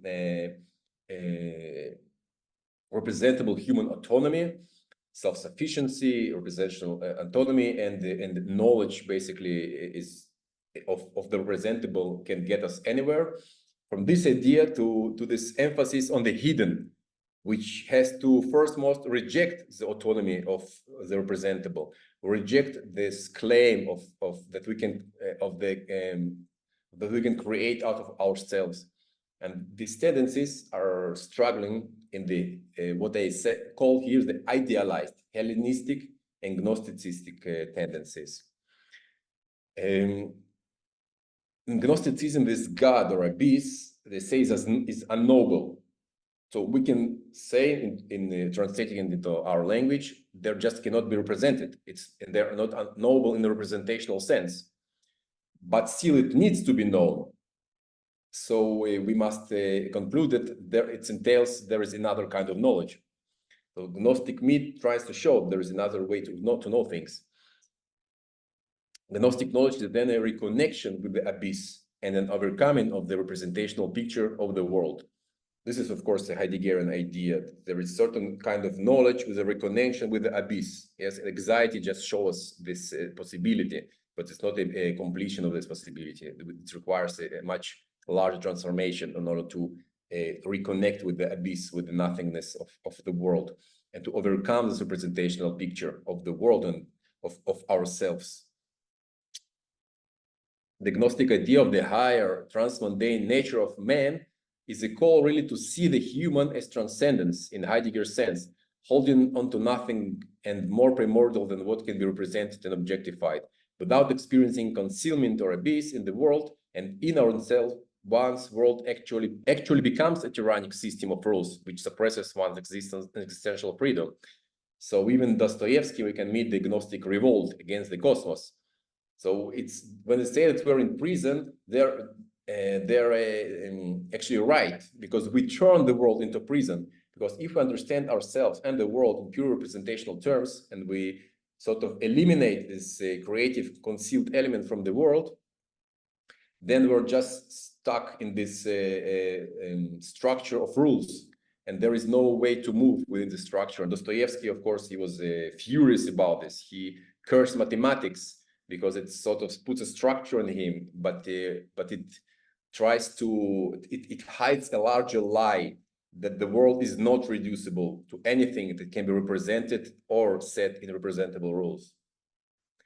And there is, of course, the Jonas's interpretation of Gnosticism, the very famous, and he relates it to existentialism, but he speaks merely about the sort of sense of alienation from nature, an impersonal coldness of nature, which on the one side, on the one hand, causes the Gnostics to speak about living nature and speaking about the evil of nature. And on the other side, the existentialists also seek to find something more human than just nature. But really, I think that the real alienation is that of cosmos as reduced to what is present. So it's really separation from nothingness, something that Nishitani also says. And in Heidegger's history of being, this Gnostic self-manifestation of the concealed is downplayed, I think. So for Heidegger, the entire history of philosophy is Hellenism, really. It's all just about what is present and representationalism. But I think he's wrong, that despite this tendency being really strong in the West, in all the great thinkers we can find these core elements that are really trying to express something like a Gnostic idea. And as I said, far from having time to speak about even few philosophers, but just a few words about Plato can be said. I think I don't have too much time. Plato is agnostic, it's just not a new idea. I'm putting here only a quote from a book by Martashvili and Pitygorsky, unfortunately only available in Russian. But for example, they write there that the symbological analysis of Plato's Symposium shows that Plato's sexual symbolism as a system is absolutely parallel to the religious metaphysical symbolism of Gnosticism. In the transition from ancient culture to European culture of modern times, we observe only new symbolic transformations while maintaining the original conscious content. So there is certain conscious content which we all sort of bear, but it's not explicit. And there is something in us that tries to make it explicit. And Plato or the Gnostics are attempting merely to make this tendency, this side, this element in our existence present, to balance, as I said, the dynamism between the unconcealment and concealment, the Hellenistic and the Gnostic element. And just one question that we briefly need to address is, if we try to say that Plato really had this Gnostic element in him, he cannot be voluntarist, okay? Because voluntarist means that I rely on myself, on my autonomy, and I can really, I can decide to be resolute to gain some virtues. It sounds very Platonic. I want to get some virtues. I will gain the truth, and I will on my own go all the way and become ethical, become a philosopher. This is sort of voluntarism, which is can easily be found in Plato. But if it is so, then that would be very un-Gnostic, of course, for Plato, but very Hellenistic actually. So unfortunately, we don't have too much time to talk about to oppose this interpretation of Plato, but we can just point out a few elements which show the holes in such a reading. For example, Plato encompasses what cannot be reduced to present beings without falling into Gnostic absolutization of concealment. So he does not make this absolutization of concealment into some separate realm. He tries to stay in our world, but just to show that there are weird things in virtues, in human beings, in truth, in knowledge, sort of very strange things about all these important philosophical topics, which can't really be solved by any representational solution. So the enmity of sensible world is true, but only for those who reduce being to it. So when Plato speaks about the enmity of the sensible world, that the sensible world somehow evil to us, as I said, it becomes true. It actually becomes the reality when we reduce the world, the experiential world, the natural world, to what is representable. Then we really become sort of machines operating on calculations and trying to achieve certain goals, but we can never have an understanding of what is valuable and who we really are. So this point really fits Plato's philosophy, and it is a relativization of both Hellenism and Gnosticism. We can also find in Plato sort of a logic of Heidegger's event, which means that things are not voluntaristically achieved by our own efforts, but sort of a combination of being open to something, to invite it, and to let it come to us from beyond. So virtue, for example, in Plato, he says it is a gift of gods. In one of the early dialogues, he discusses once again virtues, and he says he can't find way to how can we learn virtue in any normal way. So it can't really be learned normally, representationally. There's a lot of discussions in Plato literature, whether he thought at the beginning that we can't learn virtue, but later he thought that we can learn virtue. It is, of course, not a dissonance in Plato, but dissonance in the readings, I think, because Plato never thinks that we can learn virtue in a normal presentational way. What he thinks is that you can activate it. It is very clear in Neoplatonic and Plotinus literature, for example. This is something to be activated. We need to let something arise in us, to activate it, but we cannot really create it. So it is also, but it's also a qualitative dimension of the world. So what is calls virtues, justice, good, it's already belonging to the ontological constitution of the world, and only in its secondary form, it appears as virtues in us. So we can't really become virtuous or become just or know the good by our own, by learning ourselves in this representational and psychological way that today's philosophy is so predominant by. But really, we have to become open, to let us become open for something. And this is the theory of ideas, of course, so that the idea that was already there, sort of, in us and belonging to our existence will be activated, enacted, and then we transform into someone who lives in line with this logic of the idea. Virtues in Plato cannot be defined but entail a knowing state of existence. He never is able to define virtue, and it's not a failure.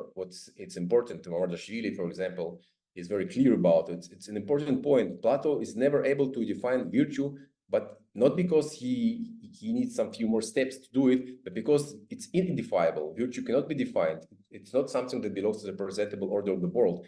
It is a knowing state of existence. It's an existential quality, which is largely determined by restraint from falling into and identifying with the rule of what is present. So, not to be fully identified with what I called Hellenism and self-autonomy and representationalism, one has to do certain existential efforts, and we can already see it clearly, I think, pretty clearly in Plato. And then we achieve a state of virtue, but it can never be represented fully. So it is something otherworldly, really. And there is, in the knowledge of the virtue, is a sort of gnosis. So Plato's deficiency of sensible beings, as I said, sensible entities do not lack some representable qualities, but manifest in the mode of ignorance of their unrepresentable, concealed source. We can see something similar is found in the Gospel of Truth. It's one of the Gnostic texts. Deficiency came, they say, in being because they did not know the Father. Therefore, when they know the Father, deficiency becomes, as at that same instant, non-existent. Briefly summarize. Heidegger, Plato, and Gnosticism. So we're talking about humans' intrinsic relation to what is other than present beings, and it's essentially imageless, as nothingness, as abyssal God, as the good. This is what really the Gnostics mean, and I think that the main philosophers, really profound spiritual philosophers, all realize this element, and this is the Gnostic element that's central to all profound philosophy. The corrupted state of existence results from being unaware of this relation, that is, from the full identification with the presentable cosmos. Platonics would say full identification with the body, or the mixture of body-soul, something that we can see and experience immediately. A rejection of subjective self-reliance, awakening entails letting the external force or call or principle become the ground of one's motivation and understanding, redefine the sense of one's individuality, of returning to the genuine wholeness of one's existence. So what is mythically presented by the Gnostics as an external God, this transmundane God, whose force is needed to sort of draw us outside of the illusion. But and this is basically what is happening in Gnosis. In the Gnostic knowledge, we'll let him, we're open to him, so he can take us outside of the illusion. This external force is presented in many ways as a call in Heidegger, which always calls us. And there's a transcendent principle also in Plato as the good, which is the ultimate aim, and sort of aims draws us all the time, but we're sort of in a destruction, and we cannot pay attention to this call of the good. Knowledge is entering a non-representational awareness to which one belongs. So like knowing the ideas, of course. For Plato, there is no knowing of sensible things. This is just justified opinion. And today in modern philosophy, justified opinion is knowledge. But for Plato, this is of course not true. Knowledge is entering, existential entering into some non-representational awareness or state, which is identified with the transcendent idea. It's revealing the transcendent source of intelligence and truth as a tacit spontaneity belonging to one's thinking. And one becomes free through the force of a transcendent law, not through subjective pollution. This is omnipresent in my examples, Gnosticism, Plato, or Heidegger. But if we had the time, we would, of course, show it in other places. The law here is not something formalizable, and it does not exist possibly at the static laws of world image do. So we cannot speak of like rational law, some schema, some norm which we need to take. The law really is something else here. It only manifests in its enactment and the effort of transcendence. So only in sort of conscious efforts, which are related to gnosis, we can experience the law as a certain existential ontological law, revealing the truth. And the static objective world of senses is the inert residue of the original active lawfulness, as prison of a sleeping mind. So this is very briefly the idea that the Gnostic specification of what gnosis means, and this myth of belonging to an alien world, and that we can awake and go to some other real reality, more real reality, is really something omnipresent in any genuine philosophy, not just in religious philosophy, but it is hard to formulate it positively. And this is why Plato, for example, never stops using myth. Science and myth, and for Heidegger, poetry, is performative. It shelters the concealed element and lets it resonate in us. So the myth and the poem, they sort of work on us and help us become open to this external force that will help us to leave the illusionary world of the evil matrix, so to say. And this was my presentation. Thank you very much.